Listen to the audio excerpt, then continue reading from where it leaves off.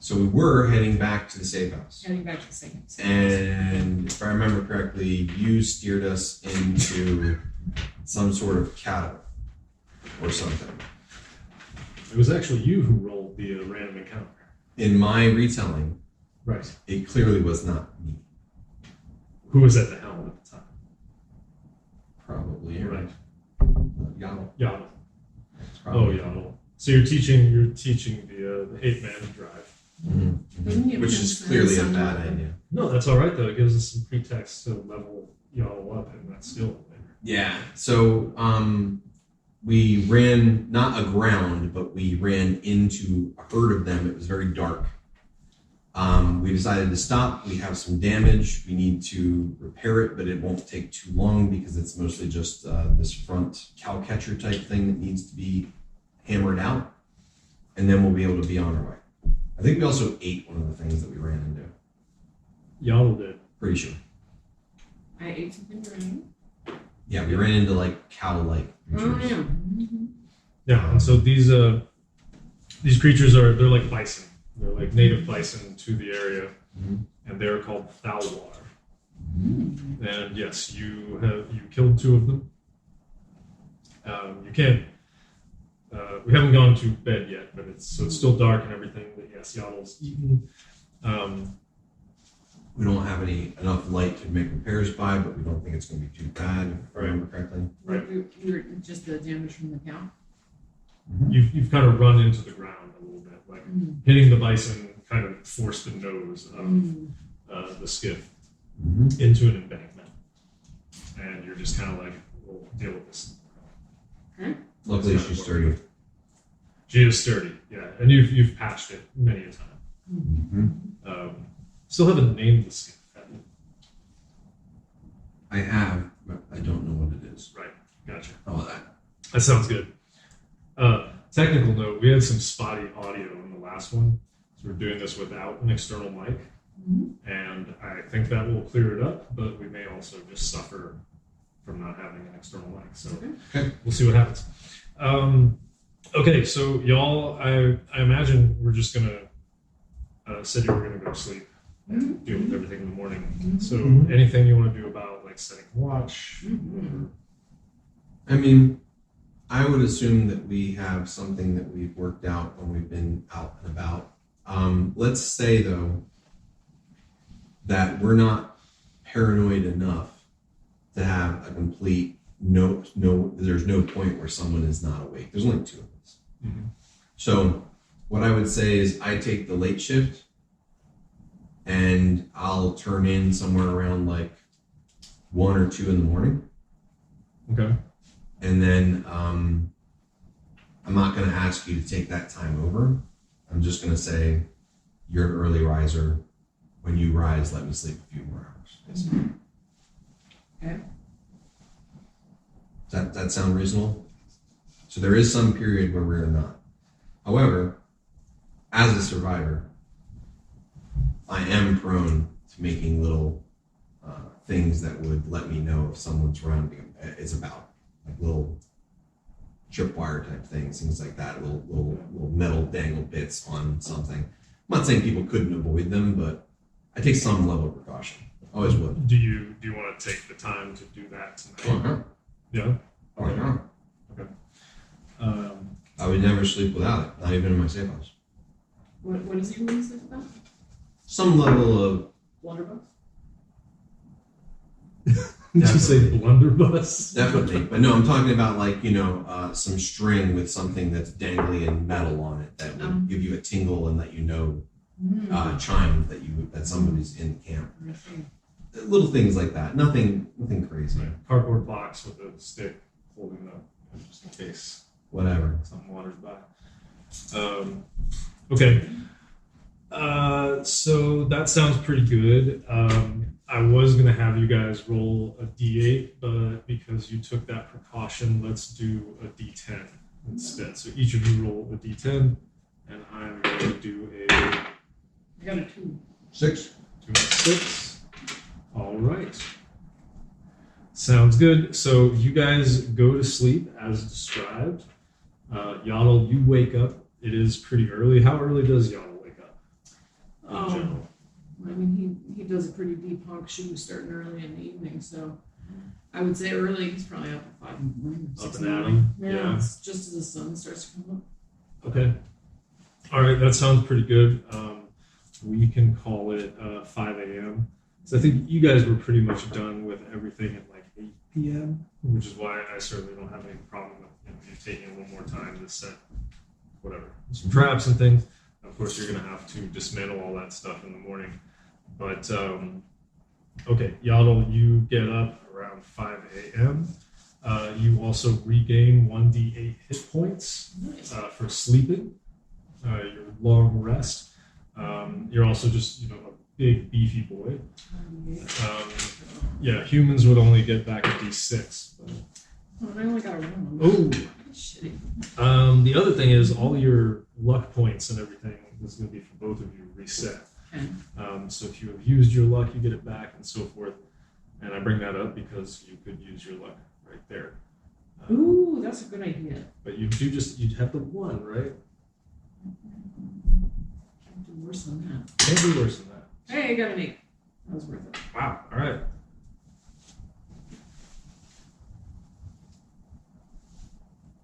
I have 71.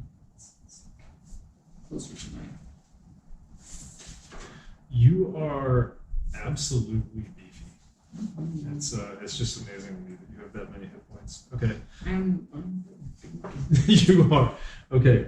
Well, so that's big great. monkey up early. I have 3 and 3, right?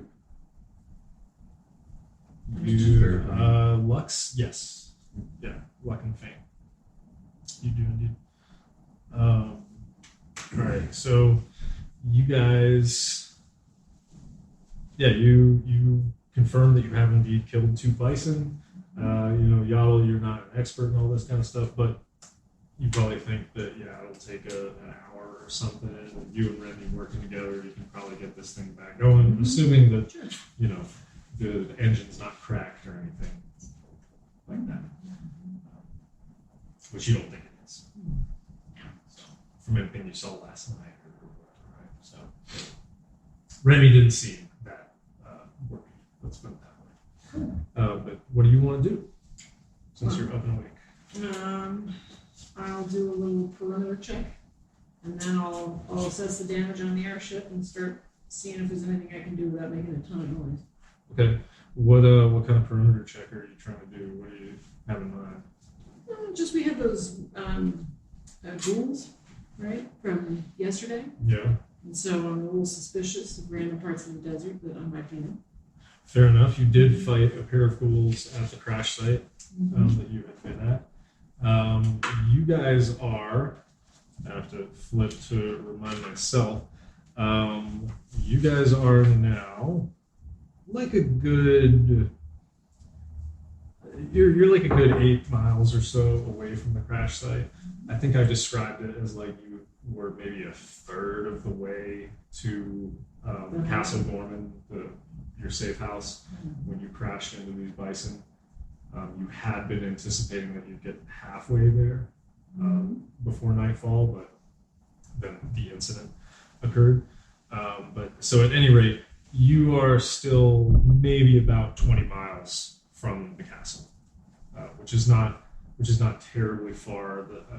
It's not terribly far. Probably the daily range of your skiff is likely, I haven't actually calculated it, but it's certainly no less than 60 miles a day.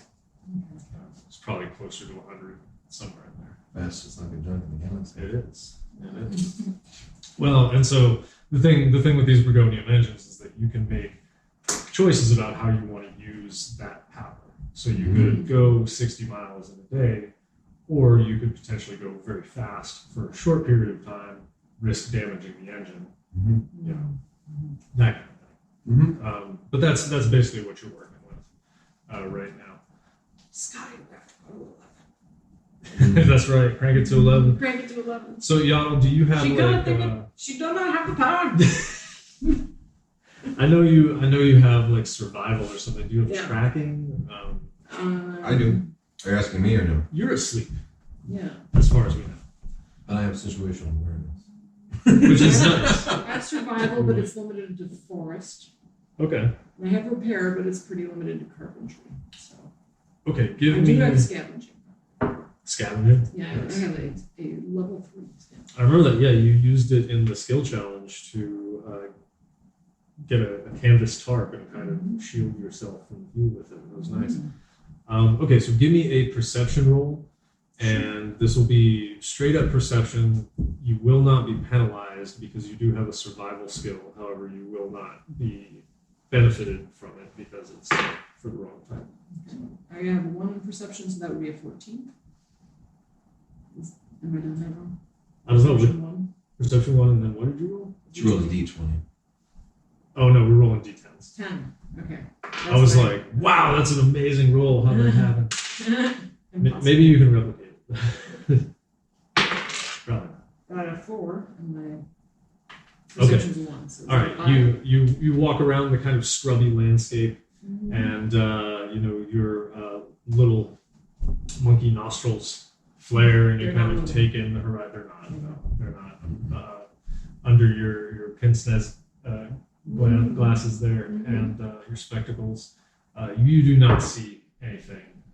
It is rough, scrabbly, rocky ground. I'll tell you what we need to do is roll for weather. Give me a 2d6, Yaotl, since you're the first one up. Sure. 6. Oh, that's a 1.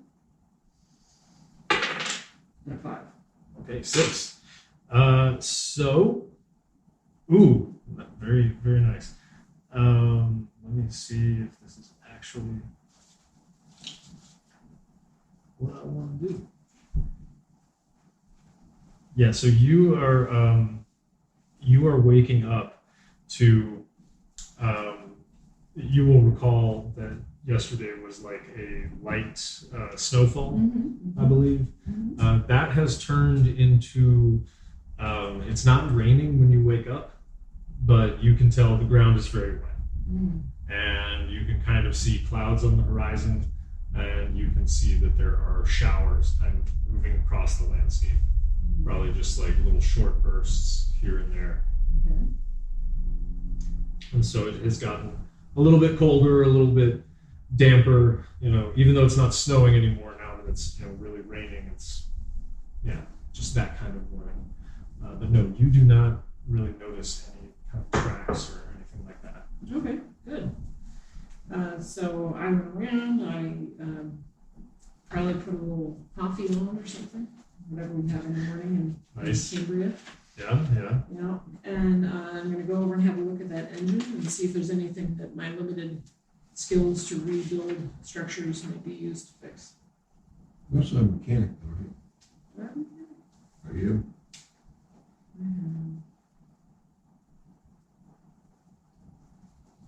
Something called nodes, which I've got. Nodes, questioning, repair, survival. Yeah, but my repair is limited to carpentry. So, like structural. Oh, is that it? At one point, I could have swore that you had mechanic stuff. That's you. I do. You definitely do. Yeah, Yaotl does not have any technological skills like that, is what I'm seeing. Yeah, he has a jack of all trades in his qualities. But that actually will help you quite a bit in this. good. Yeah, it's kind of one of those credulity bending moments. But jack of all trades will allow you to at least attempt this without being penalized. Okay. So give me we're going to call it intelligence. Okay. You're kind of diagnosing Sure. what's going on. We're rolling d6s. D10. D10. Yeah. If I call for a roll and It's I a don't D10. specify, it's a D10. Oh, that's awesome. Ooh. But I have So but just I a have one. a 3 in intelligence, so Yeah. it's 4. Yeah. Okay. That's all right. You really can't tell though. No, that's not to say there isn't anything obvious, right? Like, but Right. you are not confident either. Yeah. It seems like obviously the thing you see like ships on the ground. That's not how it's supposed to be. You've watched Remy kind of work the engine a couple times, but usually the thing is never turned off before. You've never actually seen it run around, or even like not just floating. So, well, that's probably not true. You might send it down occasionally, but it's kind of a complicated process and a little bit dangerous. So it's pretty inconvenient to have it in the ground. But yeah, so you don't really know what to do with it. Yeah. At this point, you're kind of like, I have to wait for him. Get up. Yeah. So I'll just dig out the nose cone and make it so that it's at least no manual labor is needed to get it back up afloat. Okay. Sand pushed away from all places it shouldn't be. And, removed any guts on it from the Thalwar. Okay. Thalwar guts. Removed Thalwar guts. Started cooking Thalwar thighs. Oh, getting a little breakfast going. Yeah. Wow. All right. Yeah. Cool. Slow cooking with roasting. All right. So I'm gonna say it took a couple turns. You were doing your round of the camp, and then let's say that you spend about 40 minutes or so kind of working around the cone and everything. Yeah, so that's going to take us up to 6 a.m. Okay. And you feel like, again, you could keep working on this and dig it out more, but you're kind of just guessing. Yeah. At this point, like you really need Remy to know what would be helpful at this point. But you think you've done a good job. Yeah. Well, I'm certainly not waking Remy up until he's had a few more hours. So I imagine Yaotl would just pass the time hanging out in the camp, just smoking meat and reading a little book. Okay. And the rain does pass back through and is kind of, really just dampening the situation and making it hard to smoke any kind of meat. But you do have that canvas, so you can, kind of set up a little, I don't know what to call it, like a little enclosure over your campfire and get a little bit of the smoking going, if you so like. And the morning kind of wears on. Remy, do you want to wake up at any particular time or minimum 8? Minimum 8. Okay. 8 a.m. minimum. So it starts to be like 9 a.m. and I'm like, how long? It could be. Lazy human. No, that's perfectly fine. But so that's going to be 2 hours that we're going to wait, and in order to simulate that, Yaotl, let's roll a d12. Okay. Is that this one? Complicated level. 6. Thanks. Okay. Cool. All right, so 1 hour goes by, and Yaotl, you are just kind of smoking meats and doing that kind of stuff, and then the next hour, I rolled 6. You roll again. Okay. 6. Oh. Nope, 9. 9. Much. All right, so 2 hours go by. It is now 8 a.m. And I will say for each hour that went by, roll a d4, so 2d4. Or just roll a d8. Oh, okay. If you like. Sure.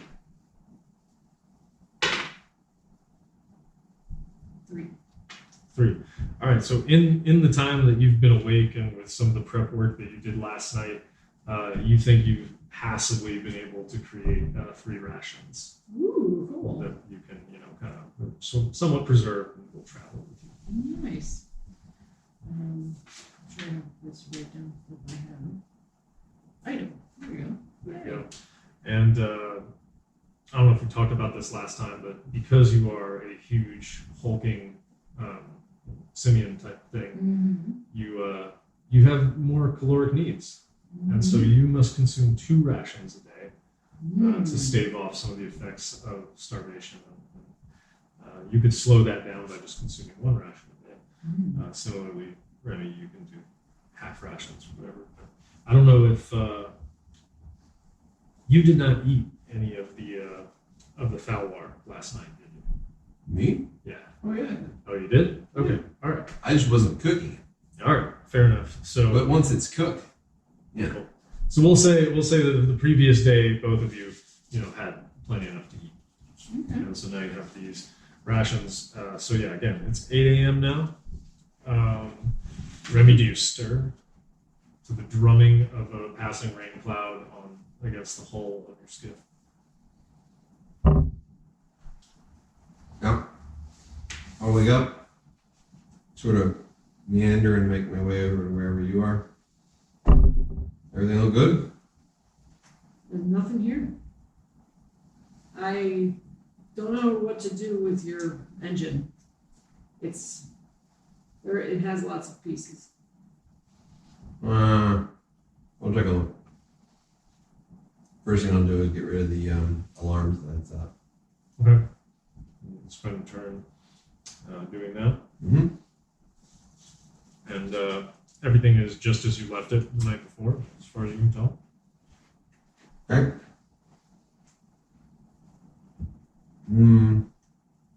Let's have a look at this one. Okay. So give me because you do have that, what is it? Either engineer Our engineer or and mechanic. mechanic. I So both. whichever one you want to do, whichever one seems most appropriate with intelligence. Okay. I think it's going to be engineer at this point because I'm trying to figure out what to do, Okay. not fixing it actually. More like what. I got 1, but I have an intelligence of 3 and an engineer airship of 2, so that's still 6. Okay. Unfortunately, a 1 is just always going to be a 1. Okay. So you've got a little bit of doubt. Like usually you're like Han Solo in the Millennium Falcon. Like you know this thing inside and out, right? So pretty much built it. So luck. You could use a luck if you want. But, My question is how bad am I doubting? you feel like you can get this thing running again, but you're just like,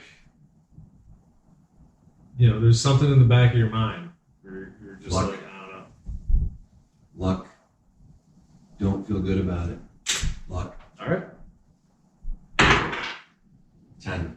Hey, switches things up. Yeah. So 10s explode, so re-roll that just in case you get an extra bonus.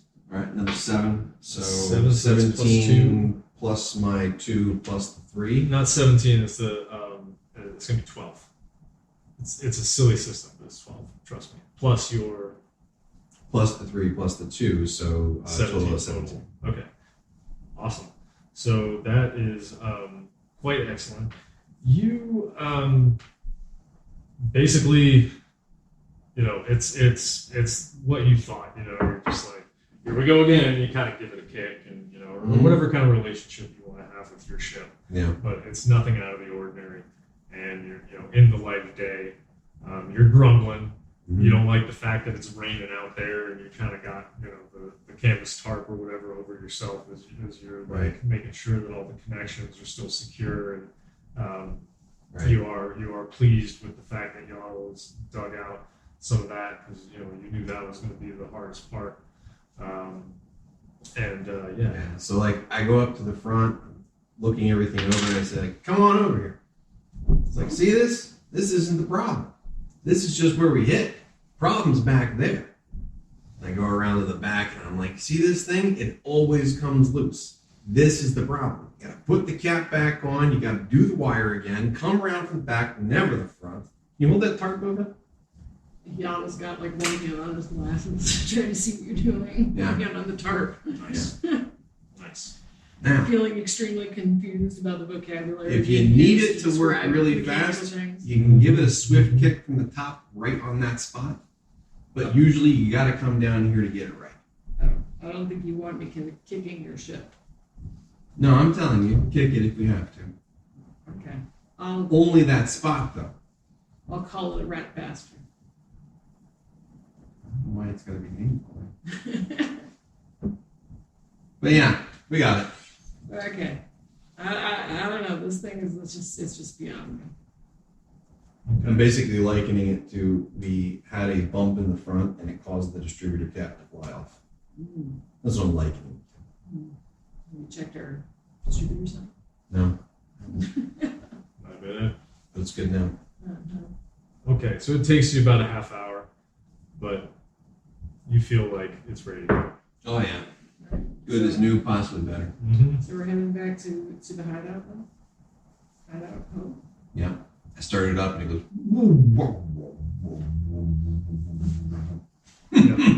It rumbles a little bit and it kind of lifts up. It's still stuck to the embankment a little bit, and then it kind of breaks free and shakes loose a little bit. And then it's back to floating like it ever was. Back on the horse. Do you make Yaotl call your hideout Castle Gormen?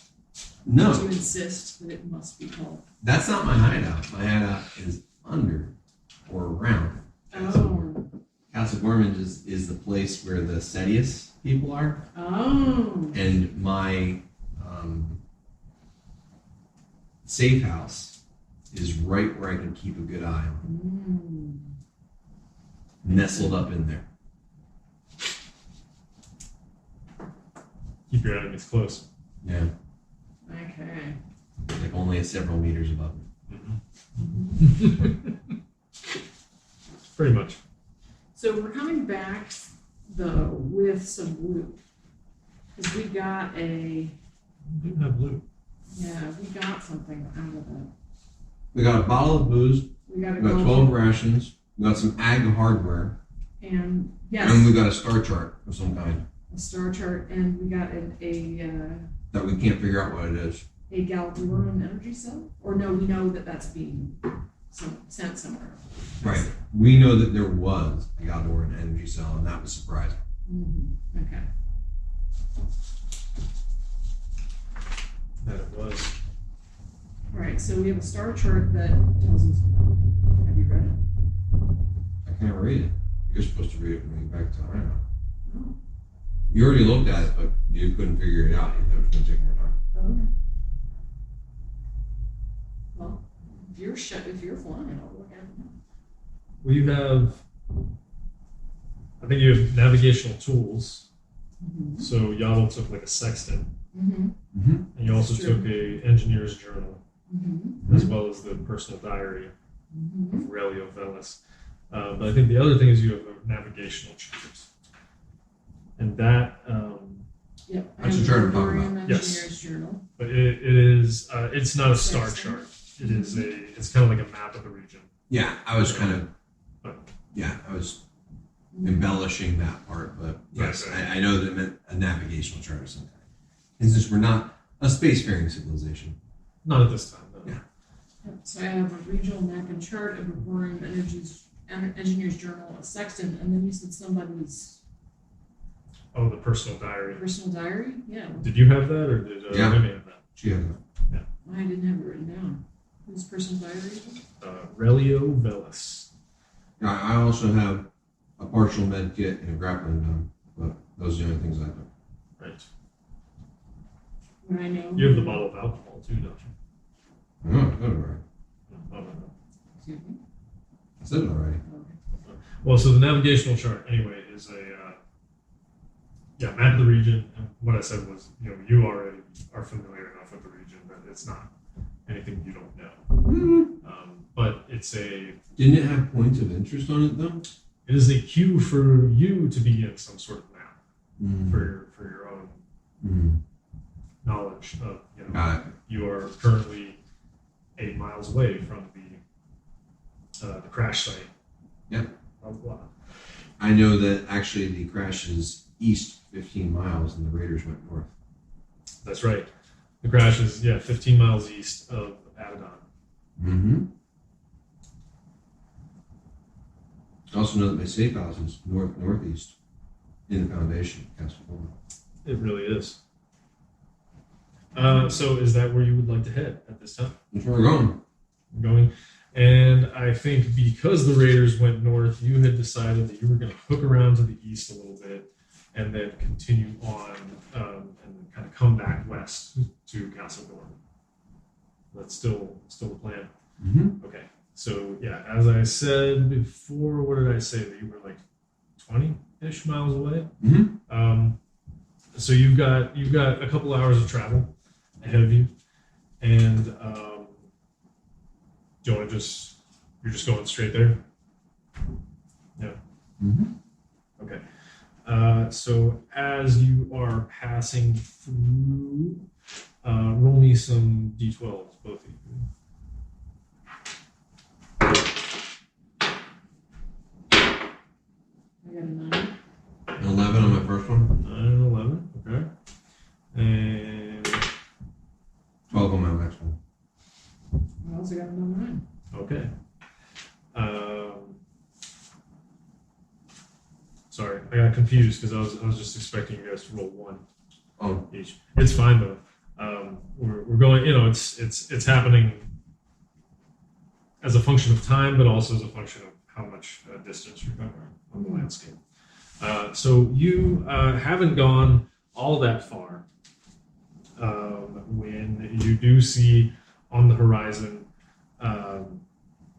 what looks like another skiff that is parked. It's sitting there, and you see a few. It's not on the horizon. So you kind of come over, a little bit of a crest, and they're off just to the east of the heading that you're on, and you see what look like 3 people, and they hail you and kind of wave, and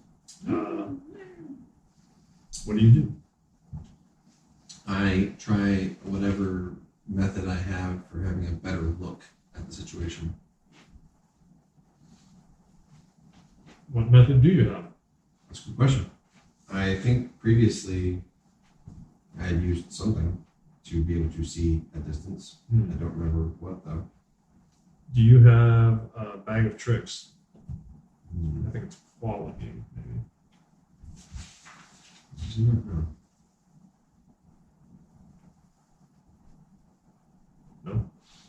No? Because otherwise, unless you're carrying, you don't have a rifle with optics on it, you don't have Nope.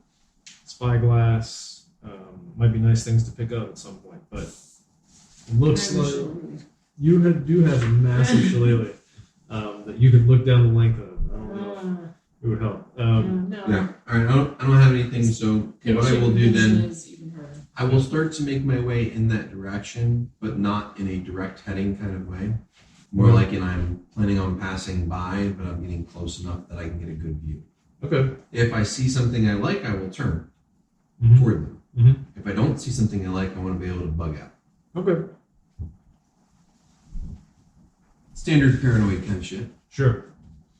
So you swing off your bearing just slightly to the east, a few degrees, and you see this miserable, muddy day, and you can tell that that's what it's becoming underneath the skiff as it's starting to get just kind of sloppy and gross out here. And as you get closer, you again make out 3 figures, and they look. They look like hardy types. They look maybe like adventurers, maybe like mercenaries. Swarthy, but not in the racist way. Sure. Okay. Yeah. They've definitely got some dirt from the road on them a little bit. And as I said, there's 3 of them. There's 2 men and a woman. The men both have kind of heavy beards. One of them is particularly burly and is carrying a big spiked club and has like some kind of rifle slung across his back. You can't really tell at this point, but he's pretty dressed in rough traveling leathers and that kind of thing. The other man is squatter, shorter, has an eye patch, and he's the one who is hailing you. Mm-hmm. And the hand that he's waving in the air, it seems like he has some sort of gauntlet on it or something, but it's and it looks heavy and metallic. That's about all you can really tell. What do you think? I got the little sight piece of the sextant and try to look through it with the glasses. Nice. It's not really working out. So you can tell from what Yaotl's doing that he can't really see very well. The woman is taller and thinner, similarly dressed, long hair, and she has what looks like a very, not very, but a fine long rifle.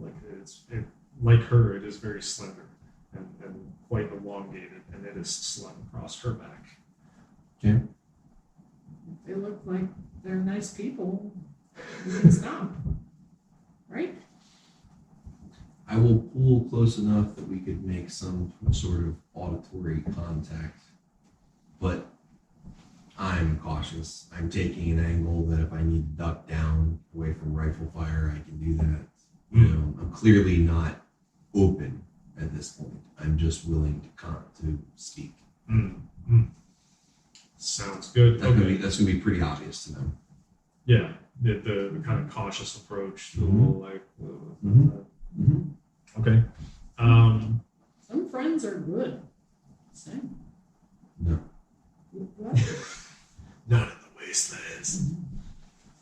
Just because you're not pleasant to spend time with doesn't mean that Thanks. one is. Thanks. What? All right, so the one that appears to be the leader of the three is has just kind of a big smile that you can see.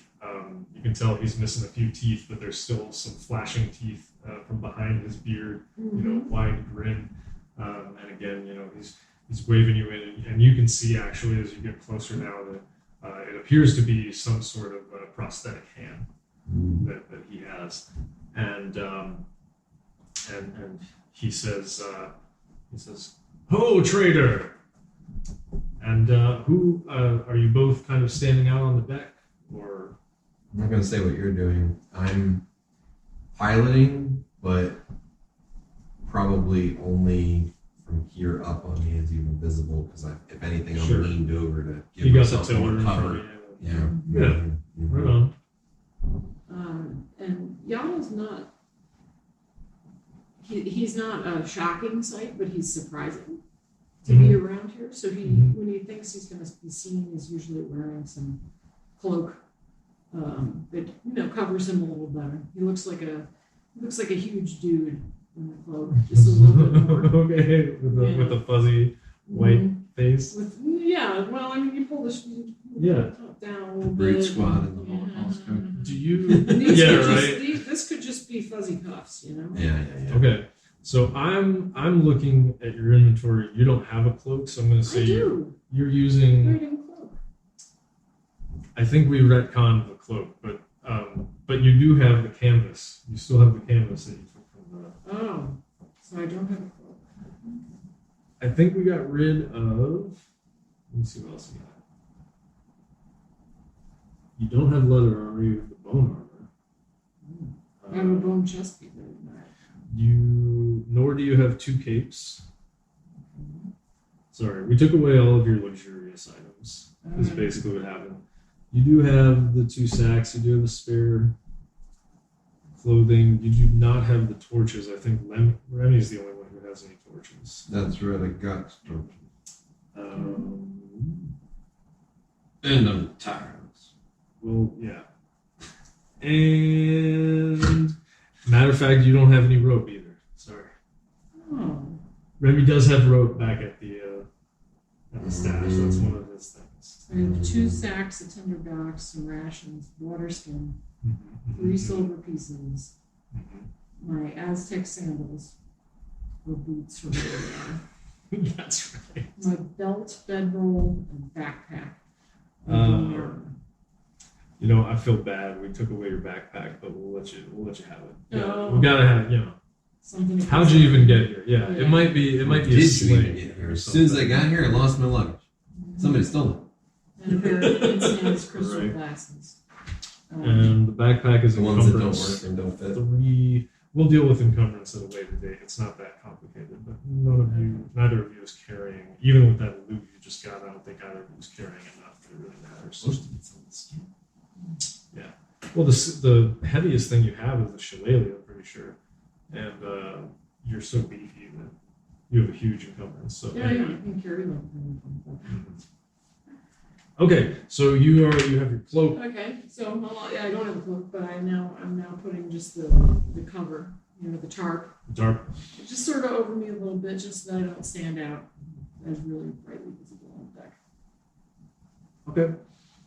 And nevertheless, you are pretty close to 8 feet tall, right? Or Yeah. 7 something. So.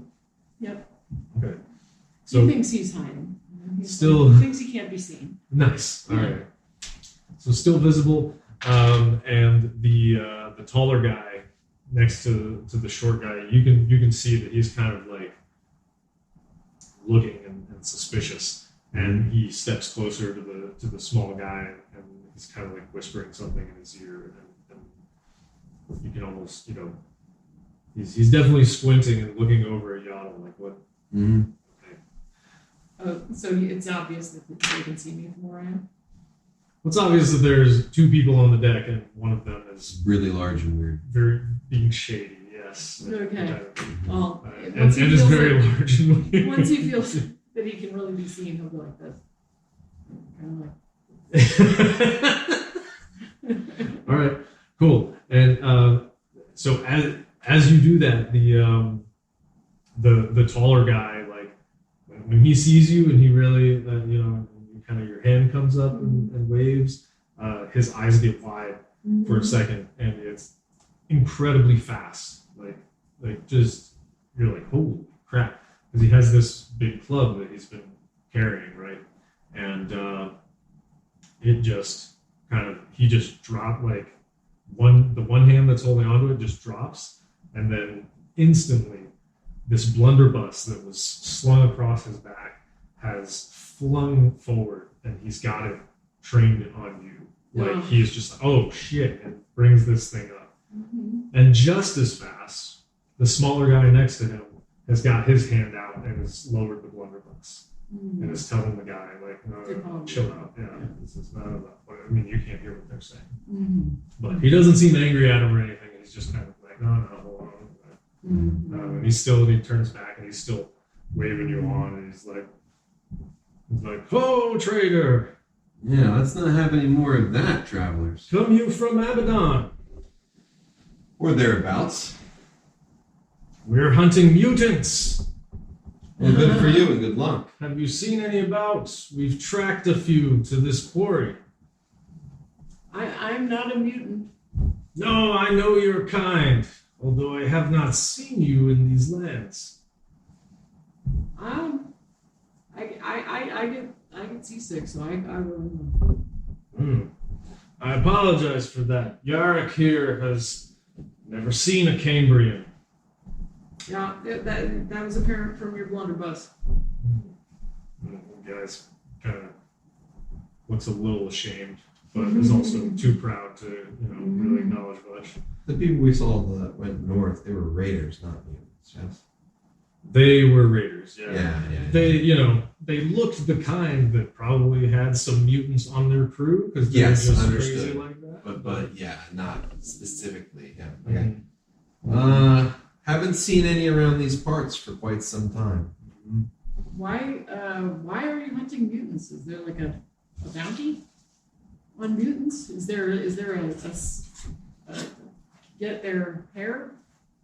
Scalp them? Bring them back scalps? He says, "Aha, indeed there is, my Cambrian friend. I am called Varn, by the way. I should have introduced myself. I'm the leader of this ragtag band, and our other friend here is named Lara.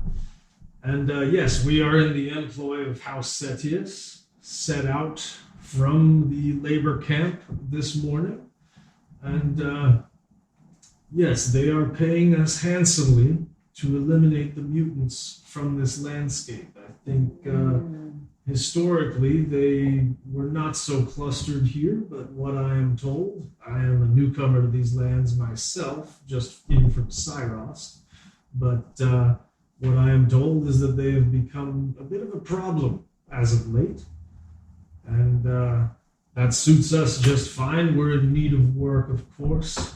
Since Cyros has fallen into demon worship, we're just doing what we can to get by out here. So, I'm sorry to hear of the demon worship. yes, it is a sign of the times, I'm afraid. We are all just clinging to what we can anymore. But you seem like seasoned travelers, perhaps accustomed to the wastes out here. Are you on your way to Castle Gormen? We are not. We are actually heading north on a run on our own. We heard that there was some wreckage about much further north, perhaps 2 or 3 days. We're looking to scavenge if we can. It's pretty deep in the wastes, but we think that we'll fare well. I hope that you fare well. Mutants are a scourge. I'm not aware of any around here, and I think I would know. But if you find them, good luck to you. Oh, well, indeed. We have tracked a band to this very site, and although I'm quite confident in our abilities, you look like you could handle yourselves as well. We would not turn down the assistance of your large friend there in particular. If you would join us this day, I'm sure that House Setius would see you handsomely rewarded for ridding their lands of this scourge. I would like to do a perception check around the area to see if I have any guess about anything mutant related anywhere around here. Because I am a phobane mutant and I'm a survivalist with tracking. So there's some mutant shit going on. I should have some kind of inkling. Yeah. Okay. Give me a roll.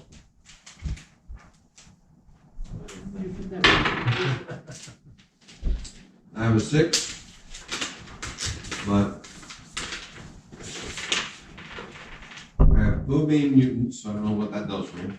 It helps you mostly in combat. I have ranger. Okay. And when it comes to And what's your skills, What's your perception? oh, I'm sorry. Perception is a 3. Okay. And then tracking. Tracking is a 1. With survival wastelands a 2. If that matters. Search is a 3. Notice is a 3. Well, we can go survival wasteland. Right. So you got 2, what? 5 plus 6, 11? Mm-hmm.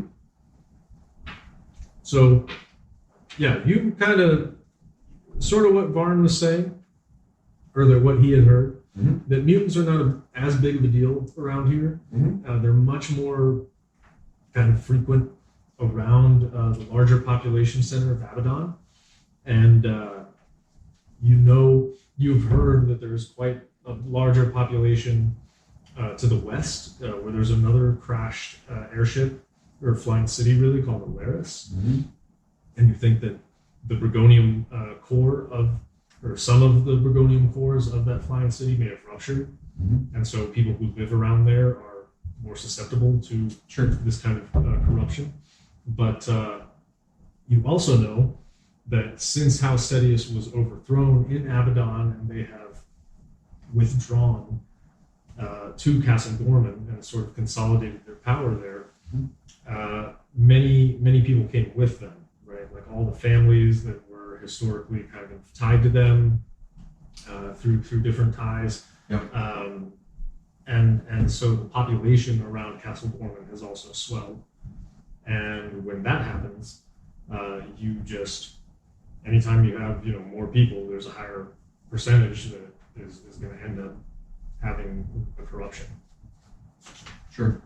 So you perhaps have heard or are aware that things, and also the centralized kind of state in this area has been not completely deposed, but ruptured quite a bit. So there's a lot less security, let's say, traveling on the road between places and things like that. Yeah. So yeah, mutants are out and about, perhaps in places where they have not been recently. Okay.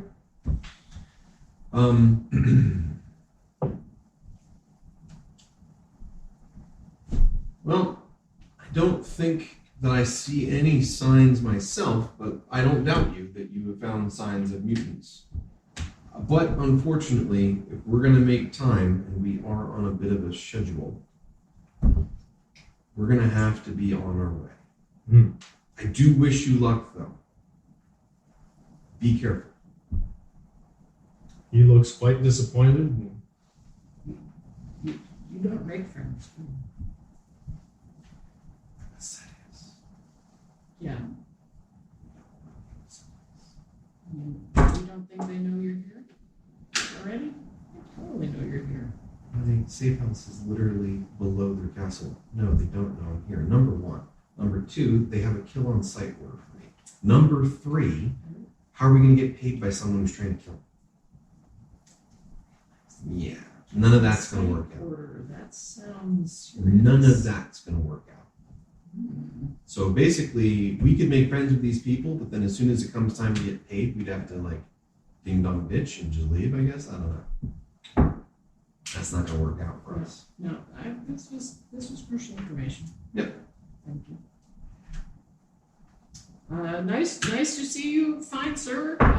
I would love to tear the arms off of mutants any day that you should choose, but I owe my livelihood to this gentleman here, and I hope to see you on a better day. Nice. All right. So he looks very disappointed, but he salutes you in the manner, one traveler to another. Of course, you've all been speaking the trader's tongue, as indeed you speak in between each other. You can tell now, having interacted with them for a little bit, all three of them are probably Udran, so from the far northern hemisphere of this world. Not from this area though.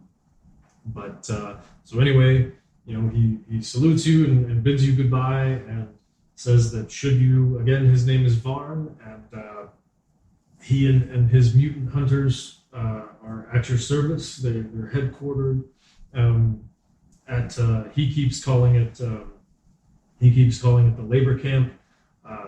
You know that it's more of a slave camp.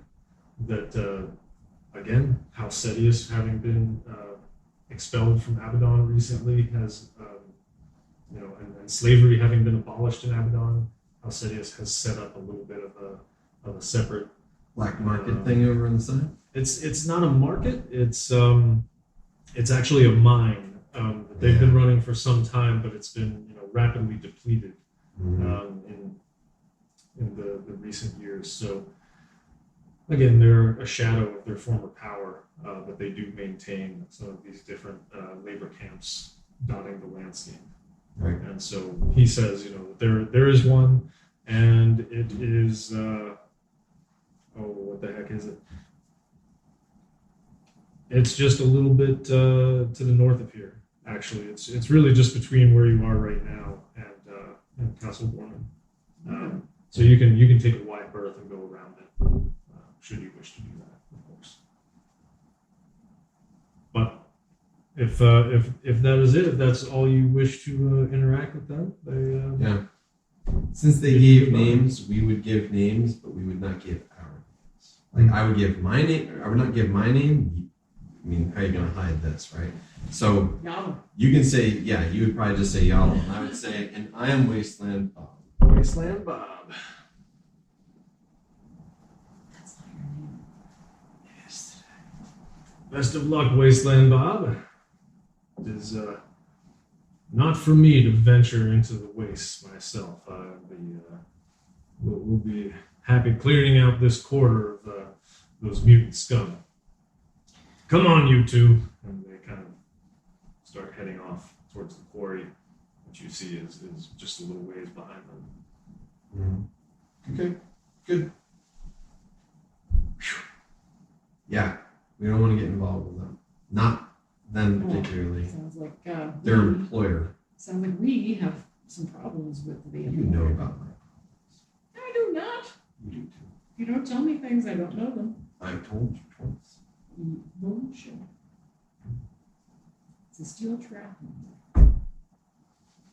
May not be socially nice, but it's retaining very good extra memory.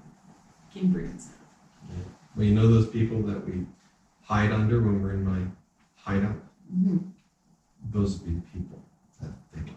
No, I knew that. I just didn't know that you had been on a kill on sight order for this whole I've been on a kill on site order for a long time. Well, yes, but it's a material piece of information that you should share with me. That impacts the decisions that I make. Right. Well, I've shared What it. else have you not told me? I've shared it, and next time you need to know, I'll share it again. This unkind diction, is this a thing with you? It is. Now, if you wouldn't mind, could I you made go look check? like a dumb ape. Could you go But I check the am a rear? I gentleman think we're dragging with a something. skull.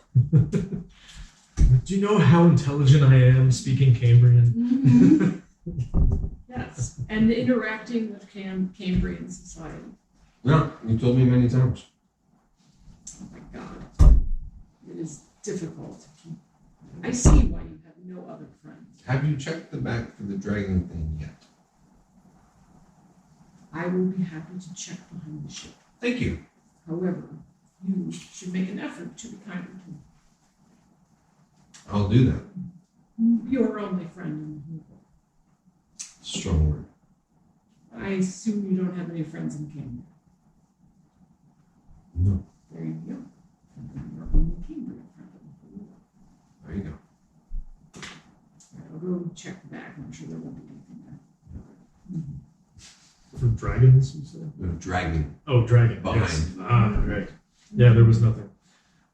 So we'll say you'd been traveling for maybe 40 minutes or so when you came across them, and you guys spoke for a turn or so, and so you continue on towards Castle Gormen, and it becomes visible on the horizon before too long, and you are aware of the slave labor camp that was described to you. So you want to just go around it? Yep. I take it. I go around that, Take a and wide I'm berth. sure that I have, in order for this to work out at all, for us to have a hideout, a safe house that's in this, there must be some approach that we can make where the skiff is not obvious. Mm-hmm. You know, Yeah. The little water filter. something like that. Yeah, We'll have to figure this out. I mean, I rolled very weird for this one, so It was. we came by it natural. Yeah. It's gonna be good. So okay, so you we'll say that you don't have any problem kind of going around the labor camp. You're actually able to use some of the different cloud bursts to kind of obscure your the view of you moving across the landscape from different directions. Of course, in turn, you have some of your view obscured, but Castle Gorman, very difficult to miss. Roll me a d12, both of you. Okay. And if I'm remembering this castle correctly, it is a former stronghold that hasn't been updated in freaking decades. It is in a lot of disrepair. Longer than decades. Yes. Yeah. And is in a lot of disrepair and is only really occupied partially. Yes, correct. What did you vote for? 10. Okay, excellent. So you, as you approach, you do see, it's cloudy, it's overcast, but you see up in the sky, possibly 1,500 feet up or more, but thereabouts, not too high at all. Under the cloud cover is the flagship of House Senius, which is called the Narissa. And it is a large, imposing airship. And but from your time, Remy, with with House Sedius that, like much with this house, it is a little bit of a paper tiger. It is simply, it is absolutely a functioning airship, but it is not fully crewed. It is not particularly fast. It doesn't have updated weapons on it or anything, and it doesn't do too much wandering about away from Castle Gormen. Right. But it does hang out, of course, Castle Gormen being the seat of House Sedius's power. It spends time there. So it is, in fact, out and about today, but it is kind of on the other side of your approach. You are coming at it from the south. And because of the cloud cover obscuring everything, you think you have a pretty good chance of, as you described, an approach that you've not seen. So, Castle Gormen is still a little bit conceptual, but I will show you guys. Basically, this is what you see as you're coming up. Is indeed this massive crag, probably 150 or 200 feet high. It's like a butte coming out of the landscape, and there is a massive fortress that is built into every aspect of this thing, and certain pieces of it are collapsed and fallen into disrepair, mostly around the backside here. So this is let's see, it is facing, make sure I get this right, it is facing west, the main gate and the main keep. So around the backside, you will see there's this kind of cavernous entrance here. Yep. And around the backside of that is your entrance. So your entrance is on, what does that make it? That would make it the East? The sort of the southeast face. More south than east. Okay. And so here is a map for you. And so this is the cavern that I just showed you. And this is your actual entrance there. Okay. So I bring my skiff up. Bring the skiff up, and so there's all kinds of rubble, and where this is the south face of the crag, and it doesn't get baked by the sun all day. There's different vegetation that has kind of started to just scraggle and cling to the rocks, and there's all kinds of like really just scraggly coniferous trees and things starting to come up, and so there's just so happens to be enough that you feel like you can kind of conceal. Again, you have that netting and everything that you put over the skiff, but you can kind of hide this thing at the base of Castle Gormen. And we will say that takes you about 20 minutes or so to get situated, everything you want. And basically, there is an entire ruined keep at the base of this thing. And then there is a walkway, a very crude kind of, it's almost like a logging road or something, but it's switchbacks cut into the side of this thing. And your entrance is maybe, if I was going to equate it to like a modern day building, it might be, I don't want to put an exact number on it, but somewhere between like 7 and 10 stories high. It's not like impossibly high, but it is like pretty fantastically up there. And you have this cut entrance into the rock face up this winding switchback up a steep escarpment. And so what you have there is basically a landing. And all this area is really fine worked Nogrin stone. So it's part of the Nogrin period of the castle's development, and there has been some sort of rock slide. You can tell. In fact, that this wall entirely has kind of been damaged and this obscures a good part of the landing and makes it look like that area has just caved in. And then there's also a good bit of there's a vine that is kind of crawling around called claspweed, and it's actually quite edible, and it also helps to obscure this entrance. And you have that green thumb, so you've been kind of cultivating this thing and also using it for food. And you yell at Yaotl every time you see him grasping roughly at the vines. Roughly grasping. Not tearing off. Right. Hunks, Right. stuffing them in his mouth. Yeah.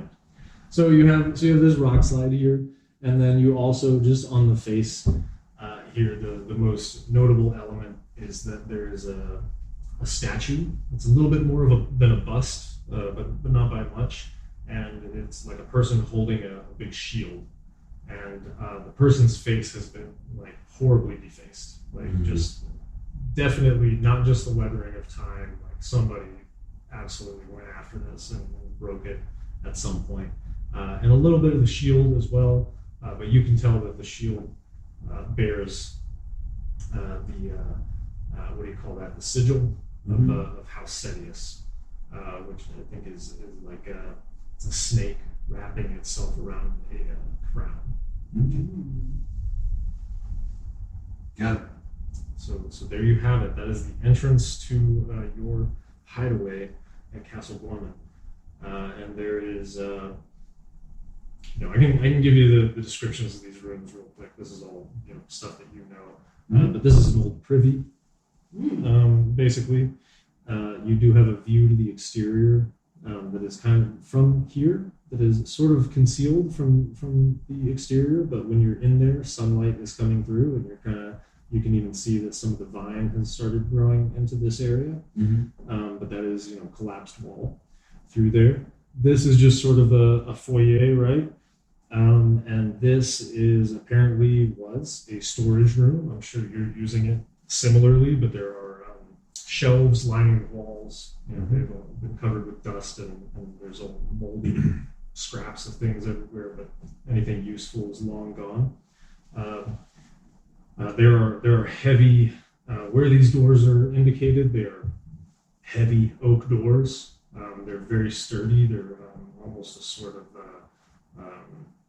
kiln-dried wood, like they've stood the test of time. They're really just stout and still functional, actually.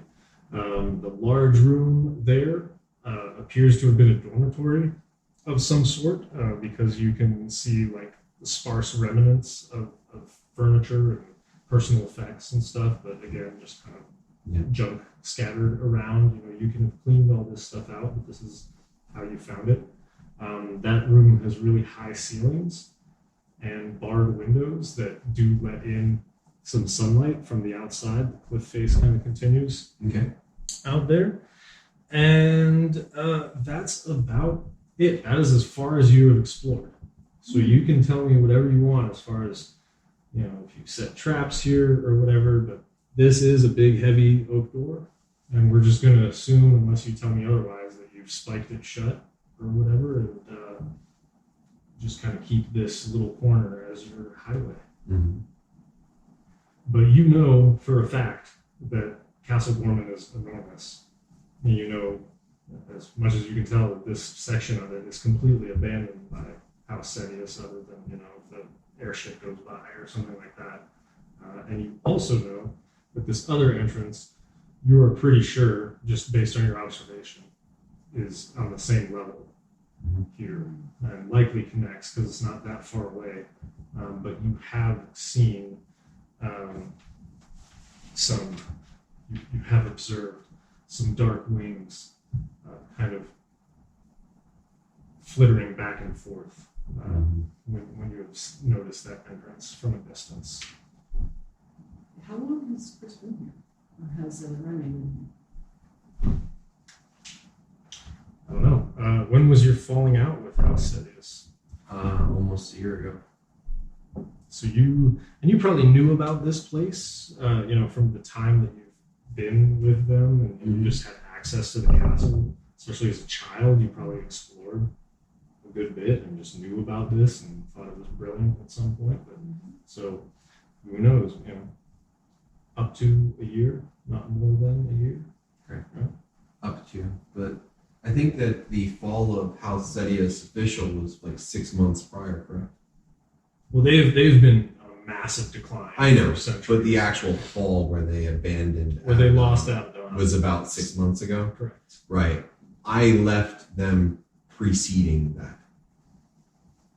So somewhere between 6 and 12 months ish is reasonable.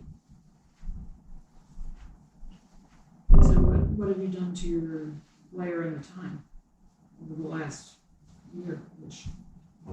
Lived in it.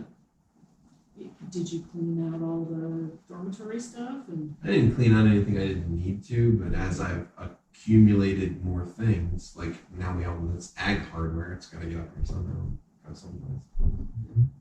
You can't just leave it on the skiff. is there any effort that you've made to defend your niche there? Is there like a few hidden crossbows around or something? I have lots of little things like that, but nothing like the real plan on how this stays safe is by making sure that it is not noticed. That is the plan. Obfuscation is the method. As far as like actual defenses, there's nothing like I haven't booby trapped anything, but I don't go to sleep without some level of alarming of the area that I'm in, just in case intruders come. I want to be aware of it and not be caught asleep. I probably have an extra set of arrows in here so that if I needed to, I could back into here and do something. But that's about it. The spiking of this door is basically because I haven't taken time to go any further in, but probably something we want to do at some point. Okay, so I'm envisioning some dirty plates in the sink and kind of a rough-looking armchair in front of the television. Who has plates? Definitely no sink. I'm making a joke. Mm-hmm. Yeah. There is the privy. This is a bachelor pad. Well, I mean, Storage unit. yeah, it's more like a safe house. He's got windows. It's a safe house. It's Um, not meant for comfort. Yeah. I just know which member of the odd couple you are. And, I see. yeah. Mm. Okay. Well, anyhow, Sounds- other things that are in here right now, things that I've already gathered previously. I have cloth bolts. I have various metals that I've scavenged. I have hides of many types. Mm-hmm. I have sorceress goods, of which I know you've already taken an interest in. And I have a small library of alchemy. Well, that is what the sorcerer's skills are. There you go. Cool. So You also have a couple 100 feet of rope. that I have as well. Mm-hmm. Yeah, make sure to note that because I've noted it. It's here. Yaotl doesn't have it. It's here. Okay, let's also give you 3d6 arrows. Okay. We'll just say that was your stash at home. 5. So, if you would like to take some of those to have on your person, Yep. And take it all. I will be fletching more. Wait. Oh yes. Since there's, plenty of wood and shit. I wouldn't say there's plenty. There's enough to fletch in there. If that's what you would like to do with your time, Well, that is something I would do at night. that's fine. Yeah. All right, so you've got the door spiked, you've got things kind of set up and stored away. And we're hauling back some of this ag hardware. Okay. And Yaotl's been staying with you here for how long? A couple weeks? A week and a half, maybe. Sure. Yeah. So you've only just started to notice that a little pot that was just overturned and broken has been repaired and now has a flower in it. You know, that kind of little, you know, Yaotl likes all the greenery and the vines and the, you I have know, a green thumb. I'm things that sure we that I like. have stuff that I've built like. Mm-hmm. It's not that Spartan. It's just what I would have put together wouldn't have been for beauty. Mhm. It would have been for survival. Yes, yes. So Yaotl's 1 week or so of presence has already introduced very small amounts of beauty. Okay. Shifting the beauty quotient just slightly. Okay. It's coming out of your You rations. guys need each other. You notice that, you know, the rocks that were at the front entrance that were just fallen there have been arranged nicely. No, don't arrange them. Don't arrange them. That makes it look like someone's been back there. Put them back the way they were. It's when the moss is just so. It's like there's little hippie Karens everywhere. You're destroying the natural habitat. Yaotl would never. Mm.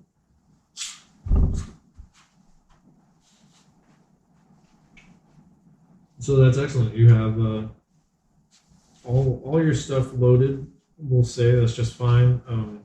The ag hardware. Do you want to? I mean, the bottle of booze, like everything. Yeah. Am I putting it in the outer room or the inner room? Wherever storage is good. Yeah, where are A little bit you of a storing mess. things? A little bit of a mess. Are you using the storage room, or are you stacking it in the dormitory? Both. All right. Wherever is the right spot at the time for that thing. I'm not nearly as concerned about that. Right. That would be a bit haphazard, I imagine. Are you hanging on to the grappling gun? Mm-hmm. Yes. Okay. Anything else? Anything else that you're Actually, actually? finds like a half discarded, broken broom and tries to repair it. And trying to sweep the places before the things are put down. All right, I got it, y'all. I got it. Let's see what you're putting down. Okay, I got it. I'm gonna come home. He'll be mopping. With a little apron on. Oh man, Comically small apron. tiny. It matches the glasses. Mm. Great. You know, tomorrow we should take the spikes off that door and see what's behind it. Hey, you're the one who can't see in there. I want to explore it. All right, you'll get your chance. Have you ever heard anything behind there? Make you think anyone is there? Sometimes I think I hear things behind it, but old places like this, ruins, who knows? Yeah. Well, I would be hoping that we might find weapons back in here. Because what else would you have this warren of caverns for if not to store something you want to store up where the people sleep? Yeah, but this all used to be where people slept Oh, back in the day. it's a big stronghold. It was. How did they grow enough crops to support all the people? Didn't always used to be a wasteland. You mean this was built before it was a wasteland? Wow. What was it before it was a wasteland? I don't know. Stories say that it was lush and it was the land of plenty. Milk and honey and shit. Not that I've ever had honey. I know there was a necromancer. Yeah. And I know that has something to do with the story, but I don't know any of the details of that story. It was all just children's stories when I was growing up. And apparently he turned it all to shit. It was great before then. Who knows if any of that's actually true. But I do know this castle's been here a lot longer than that. So, let's hope that they have some useful weapons under here. You never know. We'll see. Probably a bunch of religious shit. Wait a minute. What about arcane shit? Because, you know, necromancer, right? They were fighting a necromancer. We'll see. Who knows? I mean, I assume they tried to fight before their civilization was destroyed. No, this castle was in disrepair and falling about well before the necromancer came to town or any of that part of the story. From what I understand, this place's original house that had control of it. The Nagram? Okay. No. I mean, Setius had control, but it really wasn't the same House Setius that we know of today. It was a different thing back then, from what I know. And back then, they had power, they had honor, they had all kinds of things. They were really rulers of this whole place. But this was many, many, many times ago, and this stuff was all ruined and abandoned years and years ago, way before the Necromancer. Really, it's a fall of their noble name, and noble house, to what it is today. Well, who knows what we'll see back there? Yeah. No. Doesn't look like anyone else has been poking around here. I don't think anybody else knows this is here.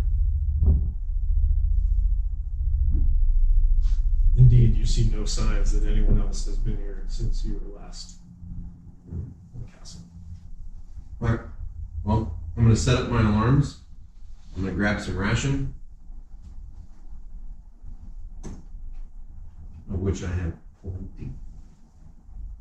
A total of 16 right now. So I will make that 15. Yeah, I only have a week's worth. So if we're going deeper into the tunnels than that. And you're big hungry. Yeah. And I have a week's worth Don't from even think about eating my vines. Just don't do it. I mean, they don't need all of those leaves. We need them so they can't see inside. That's what they do that's important. Look, that lichen stuff that's growing over there, that's edible. Sounds good though. It's fine. Well, you don't want me to eat dried things. Maybe we'll find some good stuff Nothing behind the fresh. door. Behind the door? Maybe I'll just leave you behind the Fresh food? door. What else was back there? Since I've been on your continent, I have to say my culinary enjoyment is yet to be stimulated. Oh, you don't like the food in the wasteland? Sorry. I don't actually. Yes, thank you. I'm sorry too, for me. Yeah. I will go and gather my supplies for fletching arrows. I don't think I'm having a lot of success with it, but I'm gonna keep on trying. Okay. Can't get worse of it. Are we waiting to go in behind this door Oh, tomorrow. for tomorrow? Oh, tomorrow. Oh, okay. Tomorrow. You don't have an ice chest in here, do you? What? No.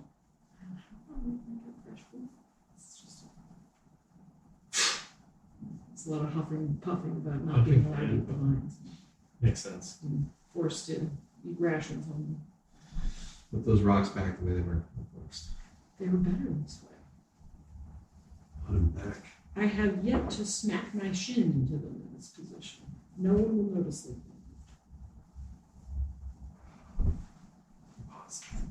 Okay, so we will say you guys spent about an hour messing around, loading everything. Yeah. Yaotl creating and then deconstructing rock sculptures.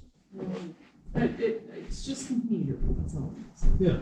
A little bit more pretty to it. And so Remy, do you have a crafting skill or anything for the fletching, or are you just gonna jack of all trades it? I mean, I'm assuming that survival has some capability of doing so, no? How does one survive without the ability to catch a rabbit with a bow and arrow? Well, there's other ways of catching a rabbit than with the bow and arrow. That's true. This isn't just survival bow and arrow. This would be, you want something that you can actually use in combat and everything, right? Yeah, I'm doing the best I can. Yeah. So Giving it a try. that's fine. We'll say, being generous here, that you have the materials that you need, since this is your spot and everything. Mm-hmm. Roll a d6. Don't roll a 1. A 4. Okay.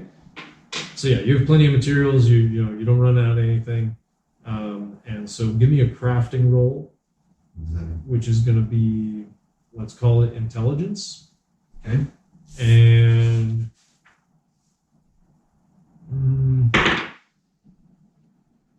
do you have Jack of all trades? You don't, right? I don't think so. Yeah, it's going to be.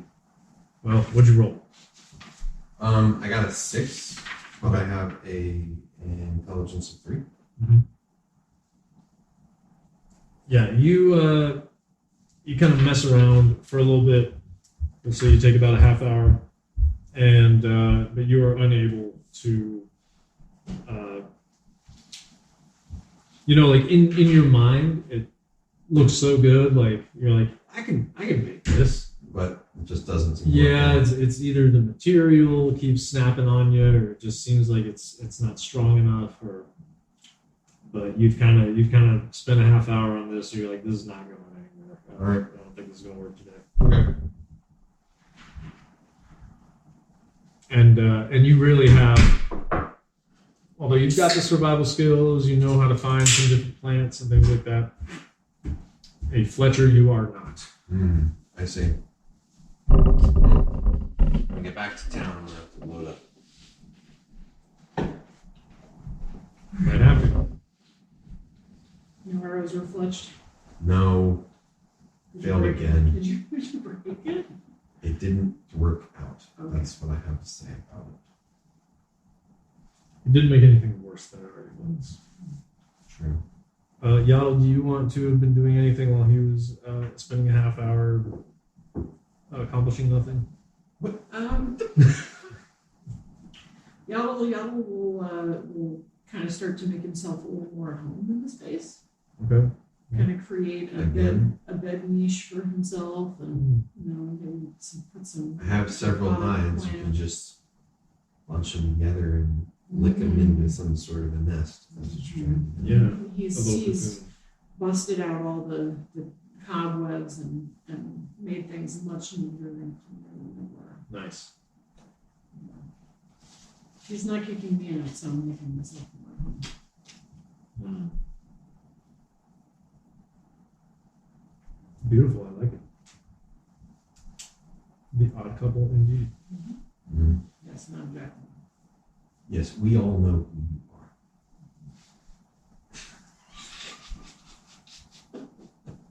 I'm making a note of it. Yaotl makes himself at home. That's what happened. All right.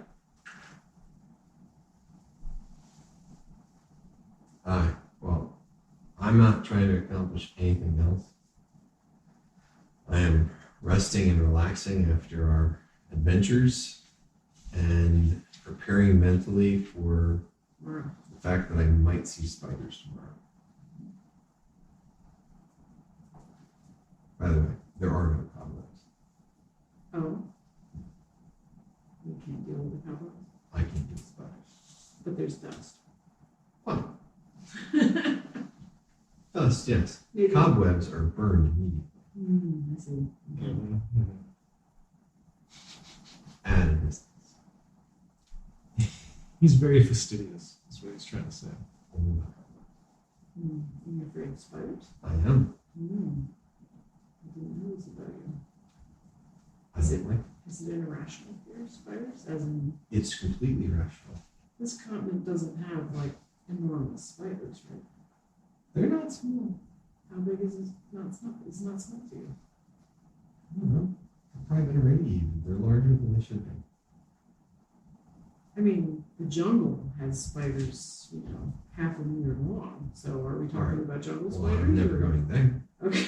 I'm never going there. So you're talking about spiders the size of a shilling. Well, I mean, Yeah. A bug. but menacing. Ah, You know, okay. I'm sure They they're can- very fearsome. sometimes, whole fist. Less than an ounce. And more than that. Just saying, Very fearsome. Got it. I know what you're saying, man. I get together some pikeweed. Okay. That's how I deal with this. Sit and smoke a pipe. That is right. Sitting out on the landing, overlooking. The little cherry just blazing in the Mhm. early evening light. Oh, it's still like 11:30 in the morning. Oh, it is? Okay. Oh, but I So we mean, have a whole day. Well, I mean, if you just take Okay. the day, then you take the day. I'm taking the day. Mhm. Alright. Y'all, you want to do anything else? Yeah. So I have this star chart, and I have a sextant, and I have Not a star chart. it's not a star chart. It's a map. It's a regional map. Yeah. Okay. Navigation chart. Navigation chart.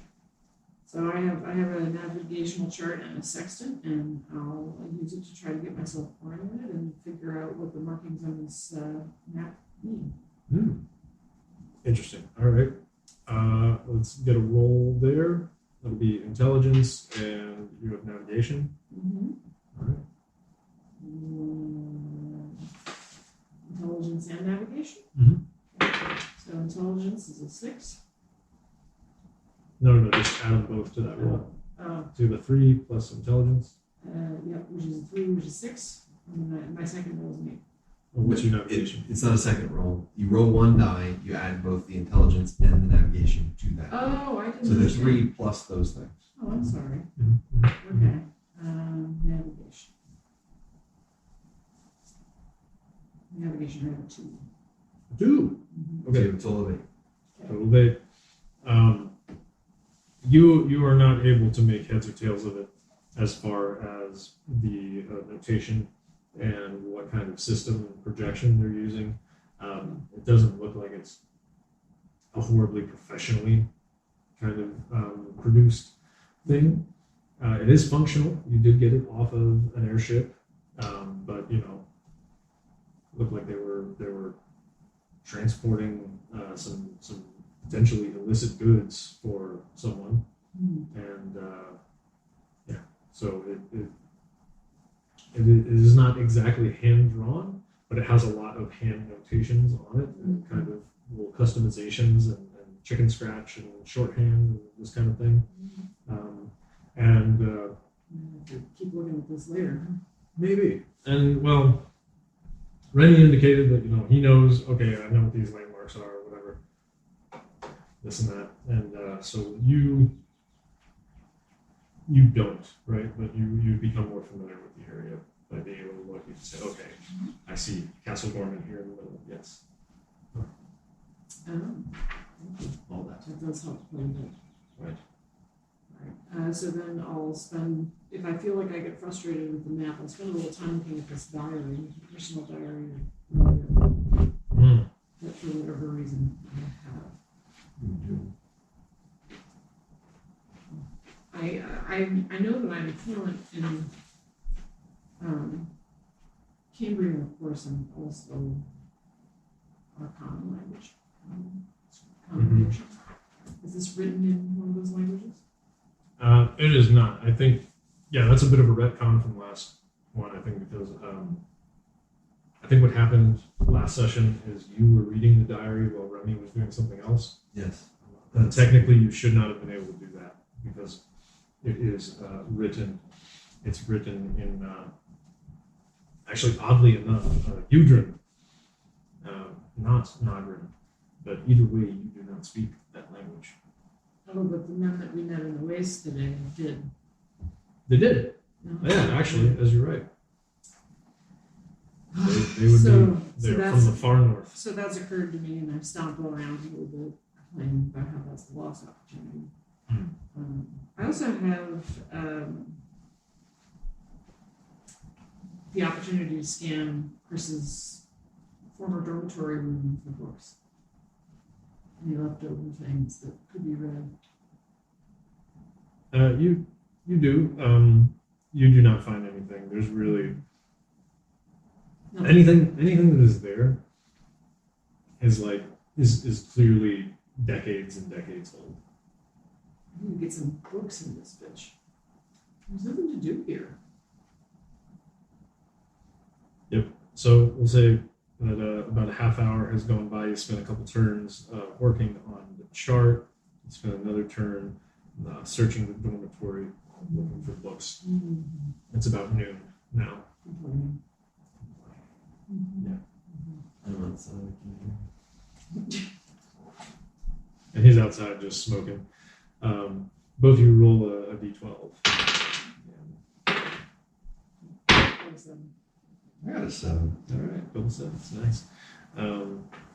So the day keeps going. There are occasional rain showers, as you knew, and it's a little bit damp and drafty here in these rooms. But nevertheless, you are happy to be in and out of the rain, and have a little bit of a roof over your head. Although you cannot help but feel just the immense weight of Castle Gormen behind you and surrounding you, and just sort of it's almost like swimming in the ocean, like you can feel totally safe and at home, but it's still just so vast and enormous that it's always in the back of your mind. And so you're never truly completely at ease. I feel Remy first. Balls with some flowers and I'm going to try this bottle of booze. I mean, you've been smoking. You are unsatisfied with one substance. You can always add a second. Want some? I don't think I would have had much exposure to this before. I don't know whether I'll like it. Suit yourself. I mean, I'll try it.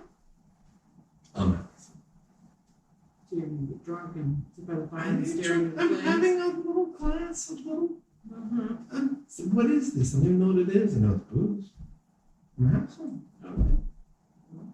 Not a lot. Yeah. All right. So you, you take the bottle that you took off of the lockjaw, the regular lockjaw, and you're going to have a little sip. Yep. Okay. I mean, I would pour a little bit into some kind of container, bowl, whatever it is, and sort of take a look at it. But yeah. Okay. It is a little stiff to get open, but it doesn't smell too off-putting. Okay. And you pour a little out into a bowl, and it seems like a dark, rich wine of some sort. Well, that's pleasant. I will drink that for a second and see how I feel about it. All right. You take a swig of that, and indeed, it is delectable.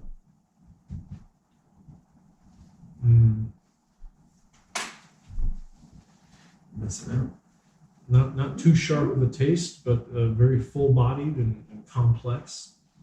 Just rolling around your palate with all kinds of different notes popping off. It's quite nice. And you sit there looking at the bottle, and you see that there is no label, but there was once upon a time. It's just looks like it's rubbed off, and there's some little remnants of the glue that may have been holding it on. This tastes sort of like sacrificial wine. It's sacrificial. I'm not sacrificing.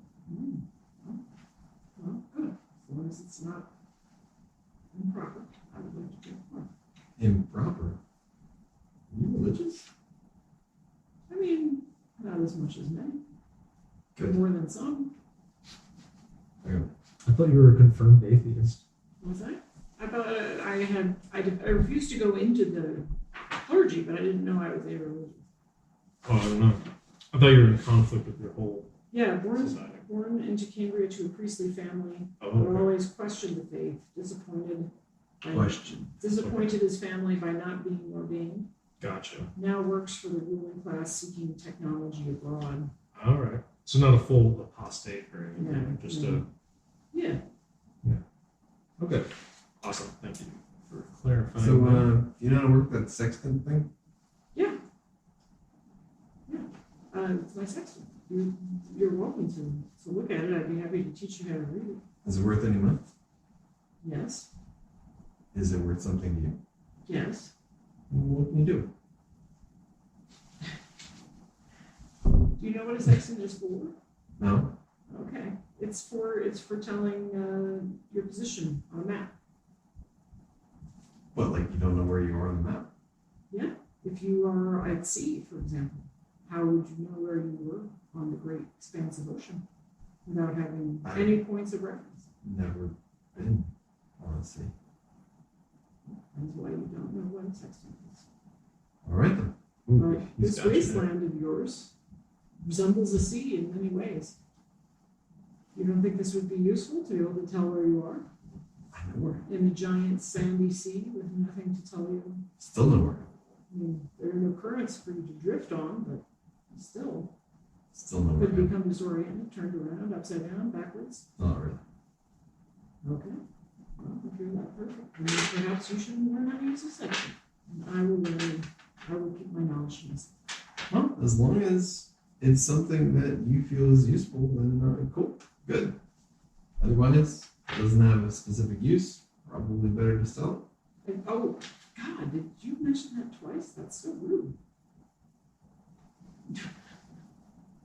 Have you lived in this wasteland your entire life? Yes. Have you ever been any other place ever? No. Perhaps there are some social graces that you have not learned about the general world. Maybe.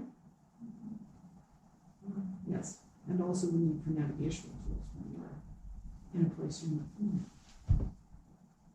I'll take your word for it. All right. I love it. If you sell my sextant, I will be very displeased. I would never sell something that belongs to me. You're suggesting that we could use the money. Yeah, for arrows. For arrows. As Maybe an you could example. learn to make arrows. Maybe you could learn. Chop, chop. Come on. Why would I need arrows when I have a shillelagh? And a throwing axe. And a Let's not throwing forget. axe. Mm-hmm. And a dagger. All of which do not require arrows. More wine? I'd love some of this, please. How much wine does it take to get Oh, a y'all lot. fucked up? A lot. No, not that much. Oh, no? Evolutionarily, Oh, your that's people true. don't have the genes. That's true. So, Yeah. but you're just taking a little taste, right? Sounds to me like it's more than a taste on that side of the table. Yeah. I was good with the taste. I thought it was delicious. Taste is very good. So before too long, the bottle is empty, and Remy, you enjoyed a nice taste of this. And Yaotl, you are smashed, but you're day drunk smashed, right? So Okay. having a good time. Oh, yeah. I get prepared to dodge out of the way in case that bear falls over. Okay, that up right there.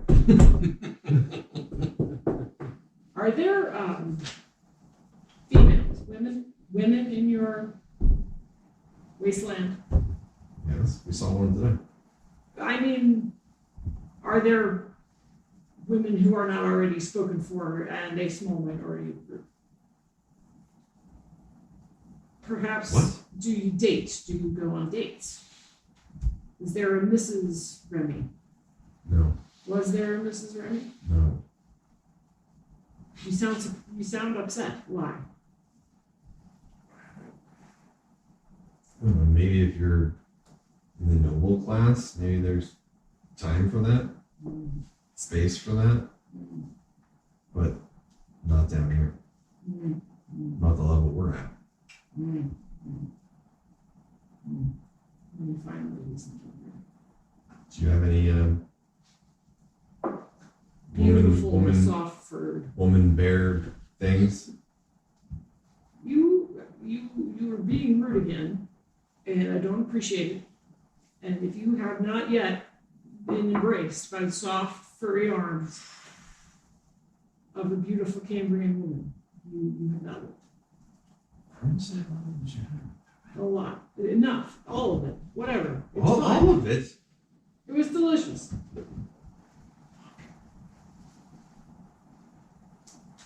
Are you okay? Can you stand? Huh? It is just a little afternoon. Then you are Getting close to 1 o'clock, let's say. I'm telling body stories about beautiful Cambrian women. Yeah. And their soft, velvety fur. Yeah. Strong arms. Very strong. You've never been held. So you've been held by Cambrian. The firm embrace. The firm embrace. Yes. Those dense bones. Nice. All right. So is that how you'll be spending the rest of your day? Is lounging about, Sobering up. yeah. Yes. Having an unscheduled nap. Okay. Well, that's fine. Definitely double rations today. Yeah. Make sure we get rations marked off, Mm-hmm. and if that is how you want to spend your day, it can certainly be done. Well, we're getting up tomorrow and we're unspiking that door, right? That is the plan. Amazing.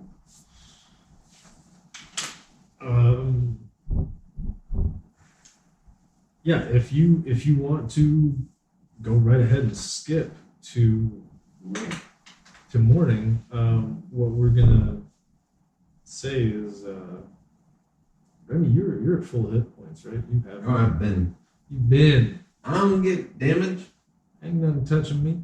Well, I just dodged behind him. right. Well, Yaotl, you're gonna get a D8 back. Oh, even though I've slept it off. Well, you're sleeping again, right? We're now entering the third day of your campaign, I suppose. Mm-hmm. Day 3. Nearly healed. Day 3, you got 5 back. So I'm 76. Very nice. Have numbers? Oh, I do. Yeah. Okay. D12s again.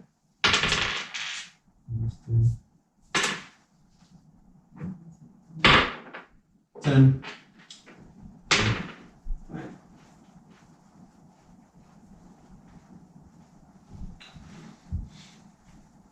All right.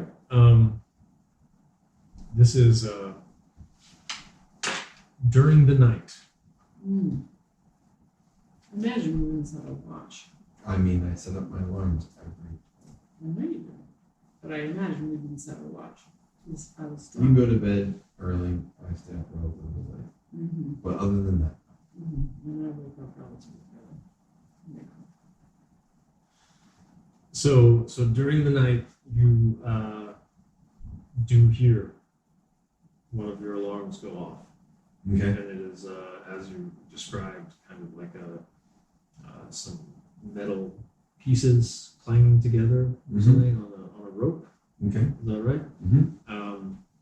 And actually, the clanging is not the loudest thing that you hear. What really kind of gathers your wits and rouses you is you hear some shrieking and the dull beating of what sounds like leathery wings. And this is coming from the landing outside your door there. Mm-hmm. Okay. I assume this wakes both of us up. Well, I stir for sure. I will gather my things that I find useful, such as machete, bow and arrow. I will not take the time to put armor on. Okay. I'll just have my normal layabout Just your clothes. rippling chest exposed in the night Clearly. shirt. Clearly. Yeah. And I will Couple go curly to hairs. the crumbled section that allows me to look out into that area. Okay. It is very dark, Yes. and it takes a bit for your eyesight to adjust. But you see out on that landing. Very difficult because the landing itself is like 40 feet wide, 30, 40 feet wide. So you see more than anything movement against the night sky cast about, and you see what appears to be just an enormous shape swirling and coalescing and expanding out, and you can't really tell what's happening. It's spinning around. It's clearly something. You think it's humanoid, but it has this kind of massive form, shifting, undulating, but it does appear to be caught up in your tripwire. And it is, again, screeching and rapidly just ripping this is just twine or whatever, right? So it's ripping it apart, and you kind of shift into focus that it is indeed a humanoid figure with massive bat-like wings extending from its back, and just then another one kind of flies up beside it and alights on the just on the edge of the landing, where there's a little bit of like a ruined railing left, and it also they're both shrieking and sniffing and kind of looking about, and their eyes aren't glowing, but they're doing that thing where like the light catches it and they just like shimmer, and so it's almost like these scary points of light in the darkness. Yeah. And you can just make out that silhouette. Do I have any clue what this is? What do you have for common knowledge or whatever? Negrana, right? I mean, I'm not sure how to answer. And you have survival. I think it's a skill of common knowledge. But yeah, you can roll me a perception check. Okay. We'll just do a simple perception. Yep. Because I know you are from 11? this area. Yeah, so you are pretty sure that these are harpies. And they are known to inhabit cliff faces and caves and the like exposed rock shelters. And they are man-eaters. And you have potentially heard tales, legends that they were created over 1,000 years ago by the Tragathi Witch King, and they have spread across the globe since that time. Okay. Well, y'all can see them much better than you can. He's up as well.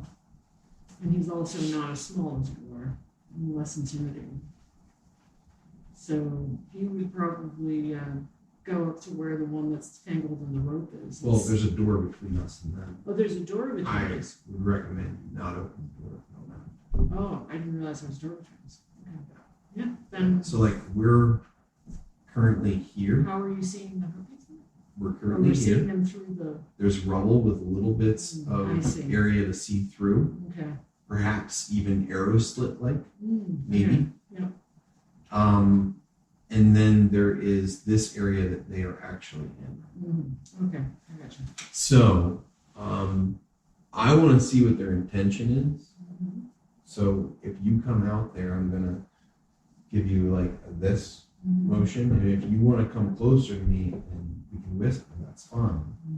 But I'm gonna be keeping an eye on what I can see there. Well, So I'm trying to get a sense of what they're doing. I don't want to engage them if we don't have to. yeah, well, I'll come up and tell you what I can see and whisper in your ear so you know. Because if there's a door between us, I wouldn't open the door. Right. Either way. Okay. I'd hunker down and I would just tell you what I could see. You would probably tell me that that's called a herpy. Mm-hmm. I'd be like, oh, I've never heard of that before. Do they bite? All right. Flesh. So yeah, Yaotl, you managed to take a glimpse out there, and you have, as you say, much better night vision, and you can see.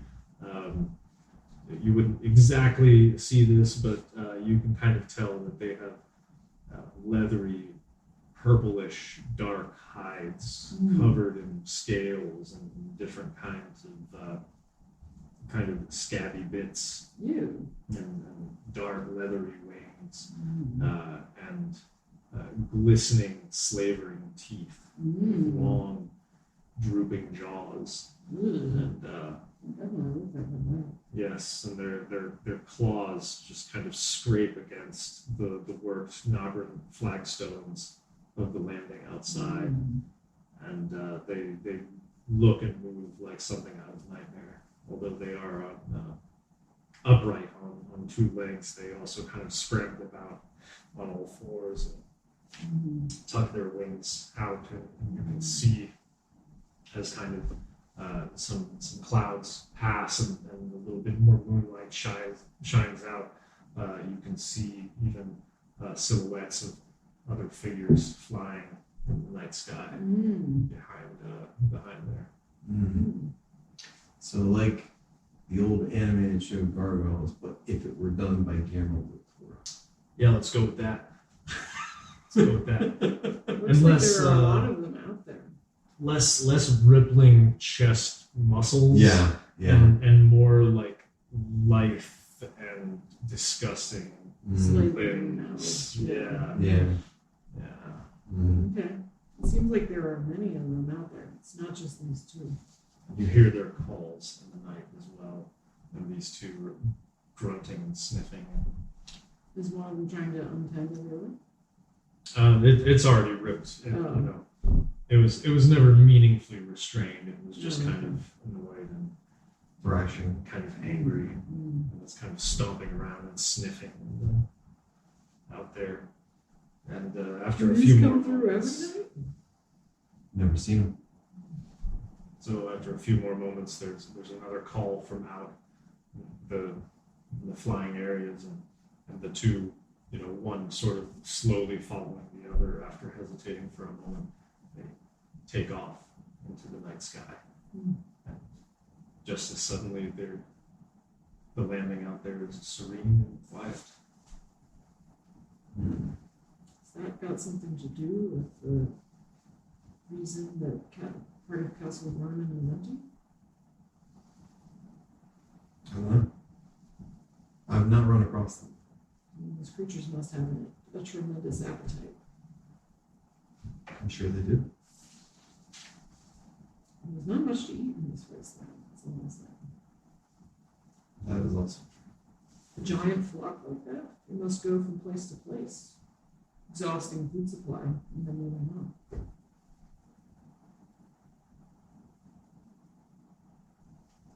Well, looks like we're safe for tonight.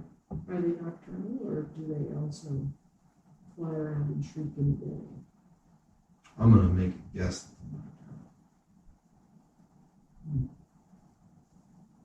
Maybe we should not put the alarms on the perch part of the out area so that something can perch there without setting off the trap.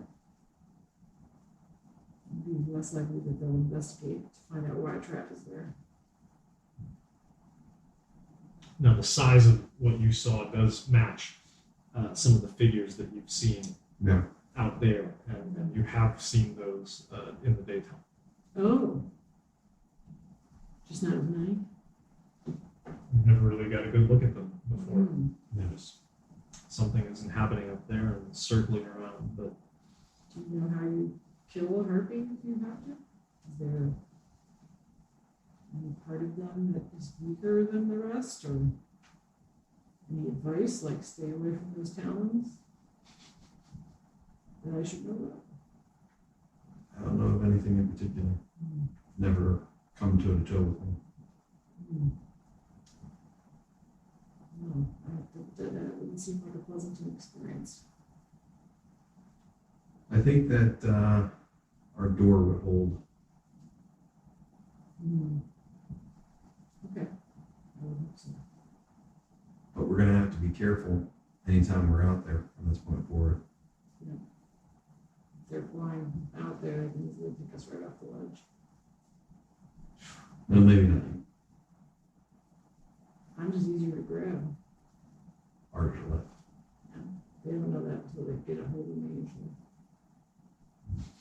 People always underestimate how much I weigh. How much do you weigh? The right amount. Good answer. A lot. Okay. I have no idea. Many pounds. What's a pound? Several stone. Stone. Yes. At Stone. least 4 stone. Or there's some kind of weird monkey measurement, like Oh, absolutely. 85 coconuts. So, do you both go back to bed? I take it. Yes. Yes. I The don't think we're doing We much do. about the harpies at the moment. the rest of the night passes without incident. All right. And Then that's that. you wake up, I assume, in the morning. I'll again just start us at 8 a.m. if that's fine. Yep. And, it is a new day. Yaotl, you gained your hit points. Oh, nice. Well, you already wrote that. Yeah. You took care of it. Okay. You're almost near. You're nearly back up there. Okay. I think. Just don't get hit. Yeah, just don't get hit. It'll be fine. Okay. So we're going to unspike the store and head back there. I mean, yes. I know that you've been up for 3 hours. But give me a second. Are we using the rope that you have here for anything? Should I coil that up and get it packed?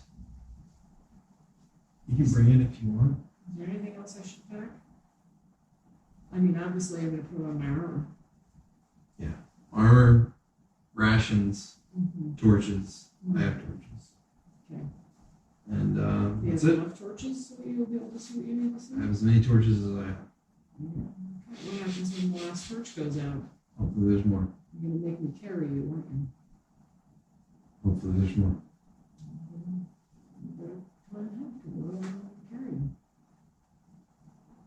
You said we're going past the first room? You don't have full night vision. You have good night vision. You don't have like magic night vision. No, just night vision. Yeah. Yeah, but once I light a torch, you'll be able to see at the edge further than I can. Okay. All right. So that is the plan. You're unspiking the door Is the plan. and moving east into the complex. That we are. Okay. So with not too much struggle, you're able to jimmy loose the spikes that you had previously put in there. We'll say that you had 2 spikes in the door, Yep. nice and tight. Mhm. So you may add those to your inventory. You have 2 iron spikes. Okay.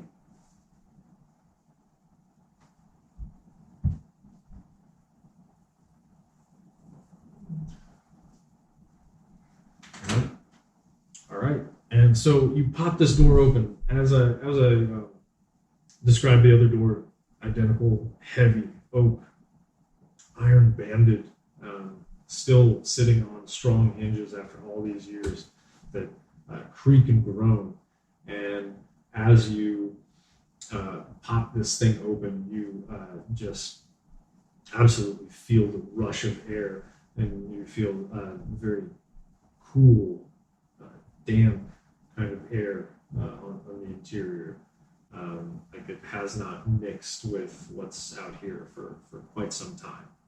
And your eyes take a moment to adjust and to the room beyond, and you cannot you can kind of see into the darkness, and it appears to be kind of a from what you can tell, looks like another octagonal room, sort of identical to what is on the other side of the room that you're entering from here. And there is a large, kind of cracked, heavy wooden table in the center of the room. Maybe when we come back through here, we'll pull this table into the other room. I could repair it, and then we would have a mighty table on which to feast. And there are some scattered, mismatched chairs around the room. Oh, real chairs. Not having to sit on a barrel. You gonna complain every room? I'm not complaining. I'm being happy about what we're finding.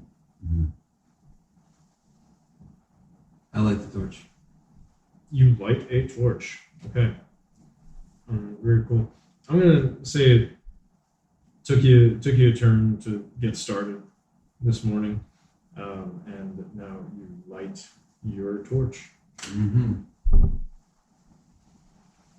Oh, so great. Your check on Sorry. Do you step into the room? Oh yeah, I'll With your step in torch. there and start searching, it. I have the torch. looking Yes. to see what's in there. Yaotl steps into the room. Mm-hmm. I move after. Okay. Sounds good. You know how this works. With the torch, you sweep the torch around, and you can see that indeed this is a identical room, kind of 40 by 40 in a hexagonal shape. The eastern wall appears to be completely open, with a passageway that leads beyond. However, it is absolutely So 40 by 40, not 50 by 50? whatever you want to draw that makes it Similar to the other one. yeah. Okay. Yeah, I'm basically giving it, two. It's not exact. It's not Okay. exact. Right. But it's a. I'm sorry. Have I been saying hexagonal? I meant octagonal. It's like this room. Oh. Not that. This. Oh. There's like Misunderstood. another little octagon, and I'm not going to be a huge stickler for mapping or anything, because this is not going to line up perfectly with anything. But Okay. it is probably a good idea for you guys to Have a sense of where we're in. have a sense of where you are, especially if you have to escape screaming from What? What now? from anything. You never know. And along that northern wall, you find a hearth. Here? Yes, that has not been lit in quite some time, as far as you can tell. There is an old iron pot sitting there. Ooh, a pot. Fantastic, a pot. I'm just going to take a moment and move some of these things back through the door and into our living quarters. These are very useful items. Well, the hearth is probably in the wall. Well, I'm The not hearth moving is in the wall. No, I'm not moving the hearth. I'm moving the table and this wonderful pot. Have you seen it? You're going to use the hearth for the pot? Are you suggesting we turn this third room into an addition on your pied-à-terre? Yeah, what you said. Okay then. Is there any other doors?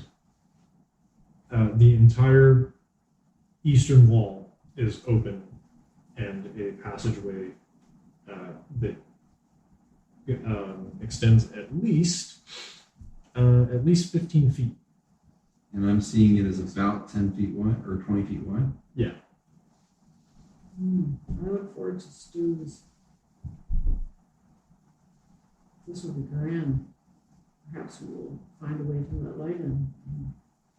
We have Quite a light cheer. in this room. What a cheerful space it could be. Fire burning and a pot on the hearth with a stew in it. Move forward. Sure. Why? You're not excited about the pot? I am. Let's go forward. Okay. So you took a turn exploring that room, and I mean, I assume that other than the hearth and the iron pot and the table, like it's pretty Spartan other than that. It's just stone wall. there's the scattered chairs Mm. and stuff. Mm. I would Not a like to whole lot to secure our area before we get too deep into searching anything. Like, I don't think anything's coming out of the hearth at us with this opening. Maybe. So I'd like you to go further down here while I have a torch behind you. And we are going to see if we can reach some point where there's a door or something stopping us from getting, something coming at us. Okay. Secure one area at a time. Sure. Let's go down to the end of the hole. See what's there. All right. So yeah, the exit to this room is indeed just obscured with cobwebs. That's it. I see. And I forgot spiders that are only 1 ounce in size. Terrible. Terrible spiders. Yes, I got this. Yeah, we'll clean through the spider webs and just brush them aside. Wave your shillelagh. Yeah, brush them off as they come onto his fur, like it's no big deal. Squash. I will start moving the torch in such a way that I can clearly see if there is anything approaching me from the floor. Okay. You notice that the floor extending into this hallway past the octagonal room is exceptionally dusty. Oh, Yes. It does not appear to have been anyone moving through here in quite some time. This gets all over my glasses. And so you see kind of sticking, as Yaotl kind of starts moving through, and you're following behind with this torch lit. You can see immediately to the south, as you exit the octagonal room, there is a small alcove. It's like 10 by 10, just kind of set into the wall. Immediately to the south, like Yep. here. Yep. Precisely. However, it appears to be empty. From there, the hallway just is, as I said, 15 feet wide, and it proceeds directly north for 40 feet.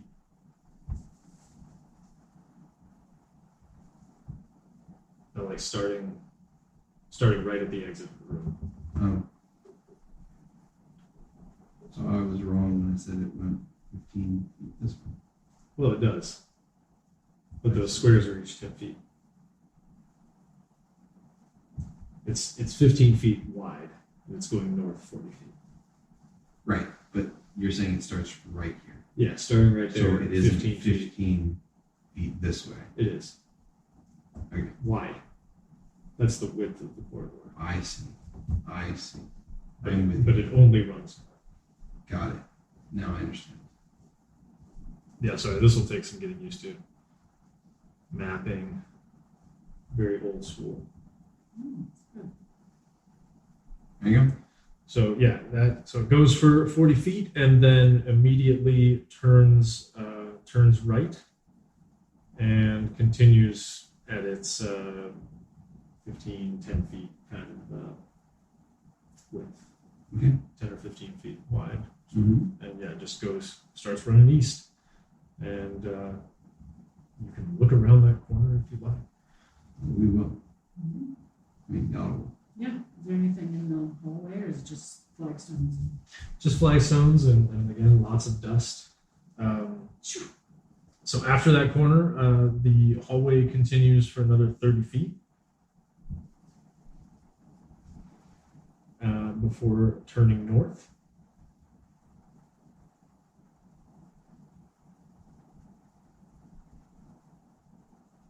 Okay. And at that turn on the western end, there's another alcove.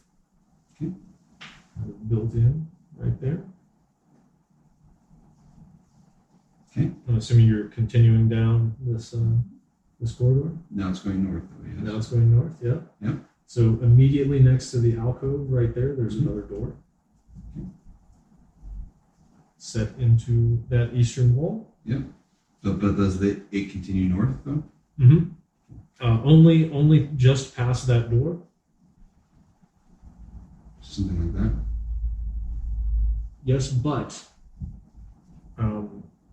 it curves up to the northwest. So there's actually a passage, like that part is closed off. What you had is fine, but then it continues to curve up almost like the blade of a sickle to the northwest. Like this? Inverted, That's what's right. like that. Oh. I see.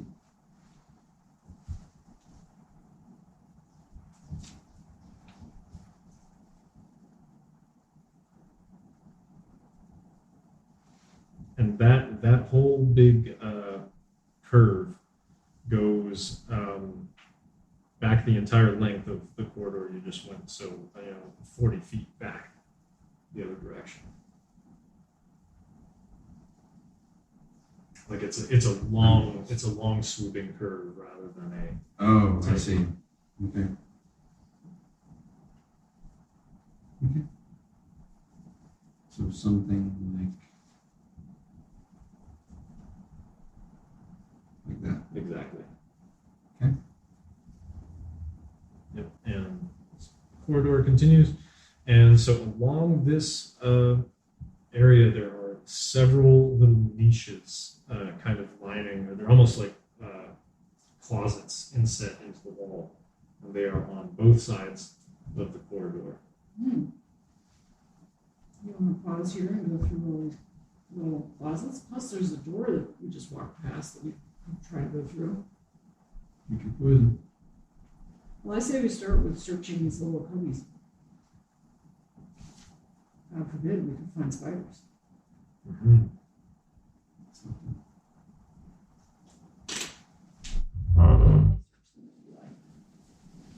I'm gonna say it took you a turn to get to this point just because you're being nice and careful and waving your light around. And do you want to take another turn to search the Sure. alcoves? I have the a niches? skill for search, which is a level 2 skill. Okay.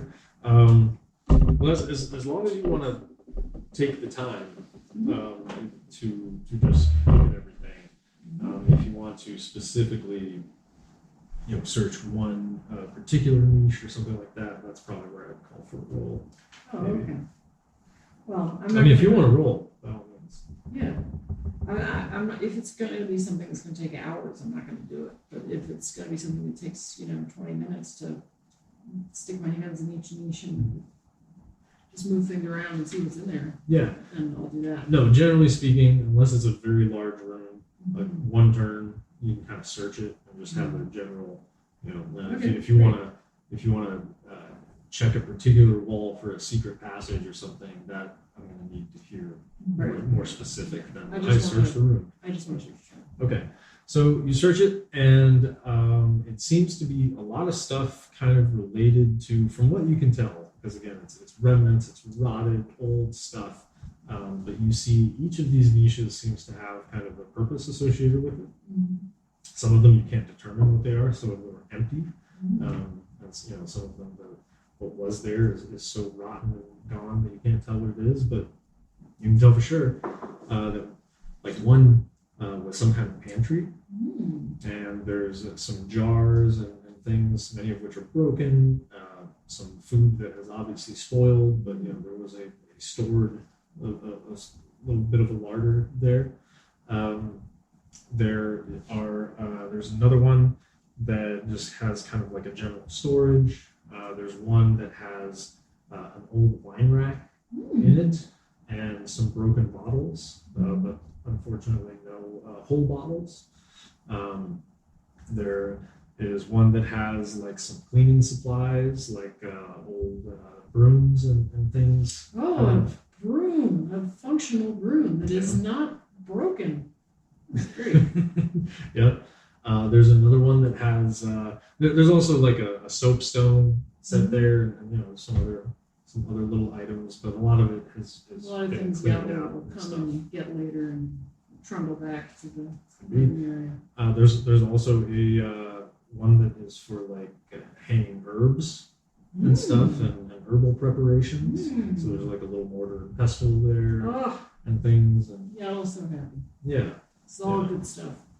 There's also cookware. Most of it is rusty and very has not been maintained at all. I can shine this up. Yes, but so generally speaking, there are several alcoves here. There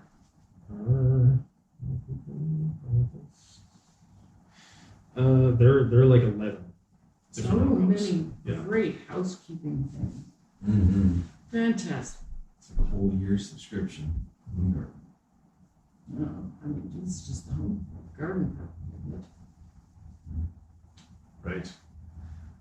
You also find it almost looks like kind of not a laboratory, a library with a bunch of scrolls and stuff like that. Oh, jackpot! But they're in terrible condition. They're just falling Oh. apart and rotted. And Completely illegible. well, from the little pieces that you can see, and they are in Nagra, so you can't really read them. I can. But Remy can, and as far as you guys can tell, I'm assuming you're taking the time, right? You're taking the turn. Yeah. They look like recipes, Ooh. culinary recipes. Well, if you see anything there that looks good, tell me what it says and I'll make it for you. Mm. Let's keep moving. It's an offer you can't refuse. I can. It's an offer you can refuse. I can. Okay, so at the end there, the corridor turns west and continues on at that same kind of width, and it goes for another 20 feet.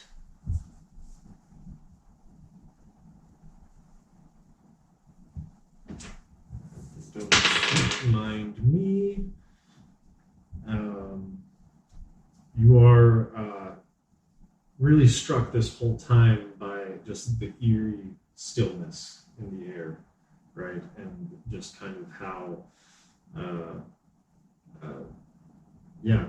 cool and but also stagnant everything is in here. And you've probably been, especially when you were with House Sedius, Remy, you've been inside Castle Gormen, probably deeper than this in other places, but perhaps you have not explored the uninhabited sections before. Mm. So this is quite new to you. Okay. At the end of this hallway here, this passageway opens up. There's no door. It opens up into a large room that is about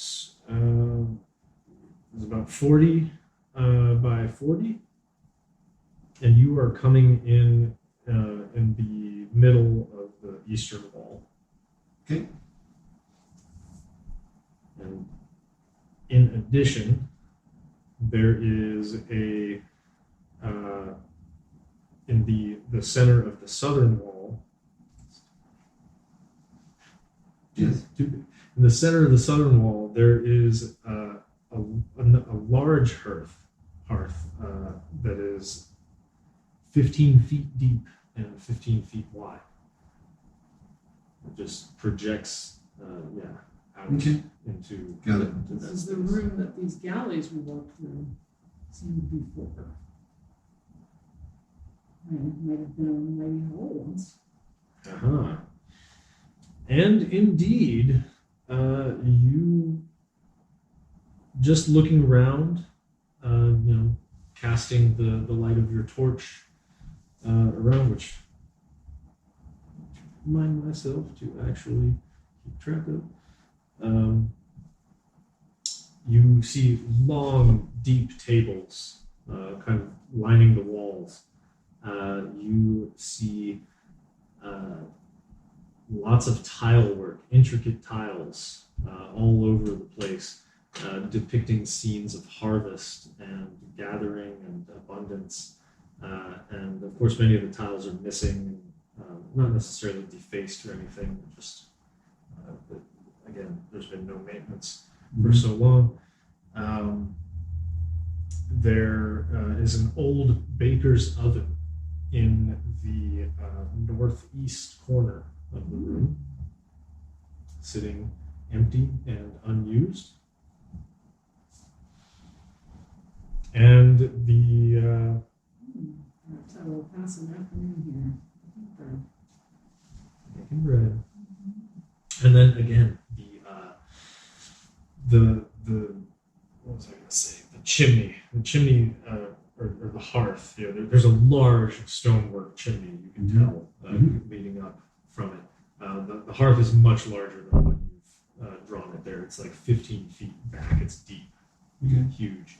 You can stand in it just about. And there's some more a much larger old cauldron, kind of split in with a split down the middle of it and kind of kicked into the back of the hearth.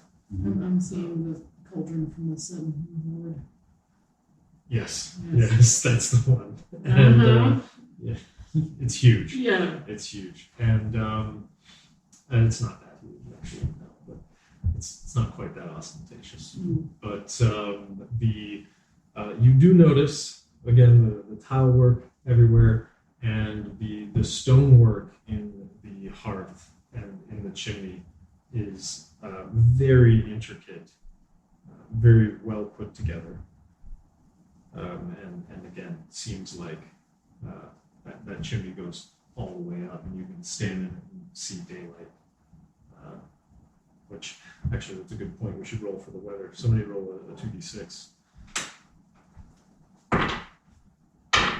Total of 6. 6? Still drizzling? No, it is not. It is kind of cold. It's a little nippy, but it's humid. It's a humid day, and so, but nevertheless, the sky is pretty clear, and so you see the daylight sky. Okay. Pretty. Not from where I'm at, but yes. Looking up the chimney, and if you had to guess, you would say that it's 50, 60 feet up. It kind of tapers, but it's certainly would be large enough for a man to rappel down or something like that. With rope. In a grappling gun with one cartridge? Yeah, sure. That might be all it takes. I'm sorry. It could be. It could be How about done. one monkey climbs that chimney for you? No, Do you fine. need anything up there? All right. So, what else is up in this room? Are there doors? Are there other? Just the long tables. You do not see any other exits. Okay. So we may be at a point where this is the only egress left. Okay. Right here. Yeah. So, what we could do is we could spike this and just fully figure out what's going on in here, assuming that this is all now, sectioned off. And then either come back to this later in the day or just continue working with this, whatever this is. Get to know everything that's in here. Give it a thorough search. Yeah. I mean, what time of day is it at this point? At this point, it's not even. It's like almost 9. Yeah, it's not even 9 yet. Well, in that situation, I suggest that we go through the door. See what's on the other side. Okay. There's nothing here that's that exciting or important. I mean, certainly I will come back. My to concern retrieve being, items to bring if back there out. is something we're missing about this, and we go through here, and there is something here that something could come through, we're not going to know that it's behind us now. Well, we should certainly feel confident that there aren't any other entrances. Right? Yeah. I agree. Give it an hour, right? Okay. I would come, throw some temporary spikes, not anything like I normally would do for spiking a door, but just, couple sledge, Yeah. just a little ding, ding, ding, ding, right here, Okay. just so that I'm sure that this, first off, does it open the right way from the spiking? Sure. Okay, good. All right, so I'll spike this with a temporary measure, all right? But then after that, I say that we give this a real good look, like we take time, Okay. roll search if necessary. Like Okay. really understand what's up in this room. I want to know every nook and cranny of what's going on in there. Okay. You're paranoid, but all right. Well. This is how I've stayed alive so long. How's it feeling? Yeah. Sure. All right. Well, I'll search all the thing. Yeah, why don't you see if that oven looks any at all operational? Sure. The baker's oven? Yeah. Okay. You take a turn to do all that? Sure. Yep, Okay. all that. All that? I am giving some serious look to everything in here. I'm looking at the corners, I'm looking up at the ceiling area, I'm looking for anything that looks like it has been disturbed at all in any way in the past year. Okay. That's what I'm looking for, signs of something. Okay. So Yaotl, you do not need to roll. You can kind of inspect the oven, and it seems to be as it appears. It appears to be intact. You are not a baker, I don't think. No. So you don't have much in the way to say about anything really, but as far as you can tell, you heat the thing up, get it to hold some thermal mass, and you could probably work with it. Yeah, make at least some dried clasp weed cakes or something like that if you don't have any flour. So, all right, and then Remy. Some water. That's right. Yeah. Well, you could even do that in your little cauldron or pot, right, that you discovered in the other room. All right, Remy, roll me a search. Yeah, it's going to be perception and notice.